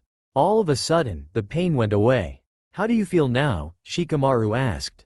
I feel better, Kushina replied. Shikamaru and Iruka-sensei helped Kushina up on her feet. I don't understand what happened, Kushina said. But we do. Same thing that happened to you, happened to all of us. We felt a similar pain like you did, except it was like a pinch. It happened after we met Nahama and they left the restaurant yesterday, Neji said. As soon as we stopped talking about him, the pain went away, Kiba said. That is the same thing Naruto told me, Iruka thought. Hey Iruka-sensei, did you have the same sensation too? Sakura asked. No, I haven't, Iruka replied. That's weird, Sasuke said. All of a sudden they heard a big explosion and turned around to where the sound came from. They came down to where they were and waited till the smoke disappeared. The smoke disappeared, leaving Naruto standing and Menma laying on the ground, knocked out. What happened? Kushina yelled as she ran to Menma, who was lying unconscious on the ground. I don't know what he did, but somehow he countered Menma's Rasengan back to him, Minato said with a shocked face. He did what? Everyone yelled. What happened 15 minutes ago? Minato, Naruto, and Menma have reached the middle of the field. Menma and Naruto went to the side of the field, ready to fight.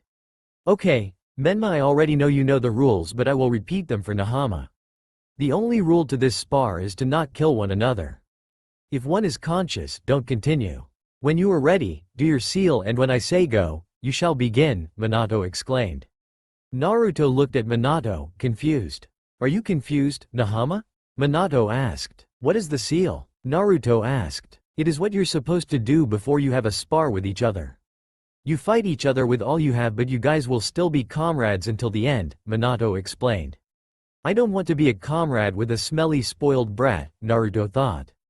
Naruto nodded and put up his hand, the same Menma is. I'm going to crush this little turd, Menma thought with a grin on his face. Ready, set, go. Minato yelled. Menma and Naruto charged at each other. Menma went for a punch to Naruto's face. Naruto dodged the punch and got low to the ground, kicked his leg, making him fall to the ground. Menma fell to the ground but caught himself with his hand. Naruto went for a punch to his face. Menma grabbed a handful of dirt from the ground and threw it into Naruto's face. Naruto continued going for the punch but hit the ground, making him startled. I can't do anything, Naruto thought. Duck, Kurama yelled. Naruto ducked and felt something brush against his hair. Left, Kurama yelled. Naruto moved to the left.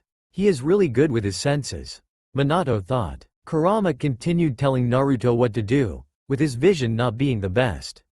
As the fight progressed, Menma's anger grew. Wow, I haven't felt this mad since that demon left, Menma said. With Menma saying that it struck a nerve, causing him not to hear Kurama. Menma noticed Naruto wasn't trying to keep his guard up, so he went in for a punch. Naruto, duck. Kurama proceeds to yell at Naruto, trying to get his attention. With Naruto not being able to hear him, he got punched in the face, knocking him back. Naruto, are you okay?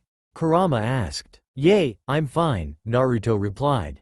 Naruto managed to get the dirt off his face and the first thing he could see was Menma smiling from cheek to cheek. Naruto felt anger running through his body. Usually when someone calls him a demon, he usually feels scared or sad. This time, he feels like he wants to kill someone. Out of rage, his body was covered by an aura of yellow. He finally lost it, Kurama thought. This is getting more fun, Menma thought. Naruto walked towards Menma with an angry face. Menma looked at Naruto with a mischievous smile. You have ever since in all your life. Menma put his hand out, starting to create a Rasengan.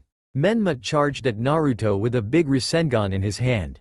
You can miss my other attacks but you won't be able to miss this one, Menma exclaimed. Naruto didn't try to do anything, he sat there in silence. Menma, stop. You could injure him badly. Minato yelled. He won't die if he dodge it. Menma yelled. Naruto went for a punch to the face. Menma dodged the punch, jumped into the air, and threw his Rasengan towards Naruto. Naruto put his hand out and caught the Rasengan. He did a 360-degree turn and threw it back at Menma, creating an explosion. Present time. Minato ran to Menma and checked his pulse. He will be okay, Minato said, which made everyone calm down. Everyone looked at Naruto, who was just standing there looking down at the ground, giving them no attention. "Yo, Nahama, how did you do that?" Sasuke asked. Everyone stood there, some were sitting next to Menma. Naruto proceeds to stand there without saying nor moving a single muscle. Iruka got up and walked over to Naruto carefully. "Hey Naruto, are you okay?" Iruka asked in a low tone. Iruka bent down to see Naruto's face in horror. "Hey, Naruto, are you there?" Iruka asked as he put his hand on Naruto's shoulders. Naruto didn't say anything but shook his head. Iruka got up and hugged Naruto, comforting him. Naruto couldn't hold on to him any longer and let them out. His tears were falling like a waterfall. They didn't stop, but he wanted them to. During their hug they could hear someone walking up behind them. They let go of the hug and could see Kushina approaching them. "Hey Lady Kushina, are you oh?" Iruka was interrupted with a smack to the face. Shocking Naruto, but no effect was on everyone else who witnessed it. Why you do that?" Naruto asked. "Because this rugrat right here is comforting you when he should be comforting me or trying to help my son. Instead he came over here too. You are over here bowling your eyes out as if you are just someone you care about." Kushina yelled. "Lady Kushina, you shouldn't yell at him. He was just crying, give him a break." "I was comforting him because he was crying," Iruka said as he stepped in between Naruto and Kushina. "Why him, huh? My son is the one injured, not him. You are supposed to be helping my son, not him. He isn't injured if you can't tell. My son is with me, you should be taking care of him, not the one who caused this." Kushina yelled and got in Iruka's face. "I'm sorry that I didn't help your son. I was trying to take care of him because none of you guys went to make sure if he was okay. The same way you towards anyone who doesn't help your children. The same way you treated Naruto." Iruka had enough of Kushina's shenanigans. "Hey, don't bring that demon up," Minato yelled. Minato stood up from Menma's side and walked to Iruka. "That demon is not my child. He is not human, he is a demon. You can't even call by using he because it's not human." Minato yelled. "How could you say something like that about your own blood? Kushina, you gave birth to him yourself. He came out of your body," Iruka said. "He may have come out of my body, but it is no son of mine."